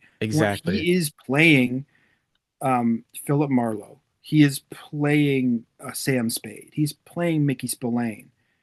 He's just playing opposite a cartoon rabbit, and it works so fucking well. Okay, this is gonna be weird. All right, now don't think I'm a freak for saying that, but if I were to put this with a double feature, I would 100% put this movie with what's the other film? It's not. What's the other movie? It's not Prince of Darkness. That's not. God, I can't remember the name of the movie. But like, I would put this in a double feature with something like The First Power with Lou Diamond Phillips. Like it's 100% like an occult detective thing, like versus psychics and demons and stuff. Okay. There's another one that I watched that's really, really good. It has a magician that actually kills himself, and the people like I can't remember what it is. What's the name of the movie? Guy gets hired to investigate a crime, and it turns out there's actual wizards and stuff. But Oh like, shit. and like real werewolves or something. I can't remember the name of that movie. There's the biggest set piece is like someone grizzly being murdered on stage, and they actually killed themselves, but they can just resurrect and put their body back together or Oh something. shit. But like, I would totally pair Roger Rabbit with something like a very serious occult detective story. That'd be pretty cool. Yeah, I had no idea what you were talking about. I've never seen anything like that. I gotta look it up. But like, yeah, I mean, but the First Power has Lou Diamond Phillips, and there's a psychic baby, and the lady can see the future or whatever. That's rad. If you like what you heard and you want to hear a little bit more, shoot us a review on Apple Podcasts. Somebody fucking give us a 5-star on Apple Podcasts, please, for the love of God. Give us a review. I think we have one. I think we have one single review on Apple Podcasts. Our comments on Spotify. Yeah, comments on Spotify is a thing. Somebody commented on the last episode when I did the Pat Pat thing, and they're like, Pat Pat's back. Yeah, that's nice. Comments on Spotify. Shoot us an email. Tell us how wrong we are, because I talk shit. I was listening to a couple past episodes, and I was like, oh, I was very wrong when I Oh, you said said some of something these wrong? things. Yeah. I said something that if somebody took the wrong way, they could say it was a really bad thing for me to say. But I was like, oh, shit. I doubt that you sounded said really- it. I doubt that you said it the wrong way. But yeah, thank you for listening. Thank you for hanging out with us. What are we going to watch next week, Donovan? Oh, I picked this one. You should pick the next one. You're going to do to me what I did to you last week. Yep, you're on the spot. Go. I'm gonna count down from 5. 5, 4, Oh shit! I don't know. 3, What's on the list? We got to watch a 2, fucked up horror picture. 1. Let's watch. Let's actually for real. Oh no! Let's actually for real. What movies have we started trying to watch and never got around to? Silent Hill. Silent Hill. I think we tried to watch that for like 3 months. And then what was the other one? Monster Squad. Yeah, let's watch Monster Squad. All right, Monster Squad. Hell yeah. Because I want some monsters. All right, well, join us next week as we come back and we watch Monster Squad. But first and foremost, before we go, thank you to the band Mustard Plug for letting us use their song Vampire as our intro and outro. They are sick. They are awesome. Go check them out on Spotify or wherever. Bandcamp would probably be even better, so you can give them more money. And go see them as they tour, because they're always are touring or always on the road. But before we Support go, live music. Listen to more ska. and don't let Jesus steal anything from you. Get that shit back. Get that shit back.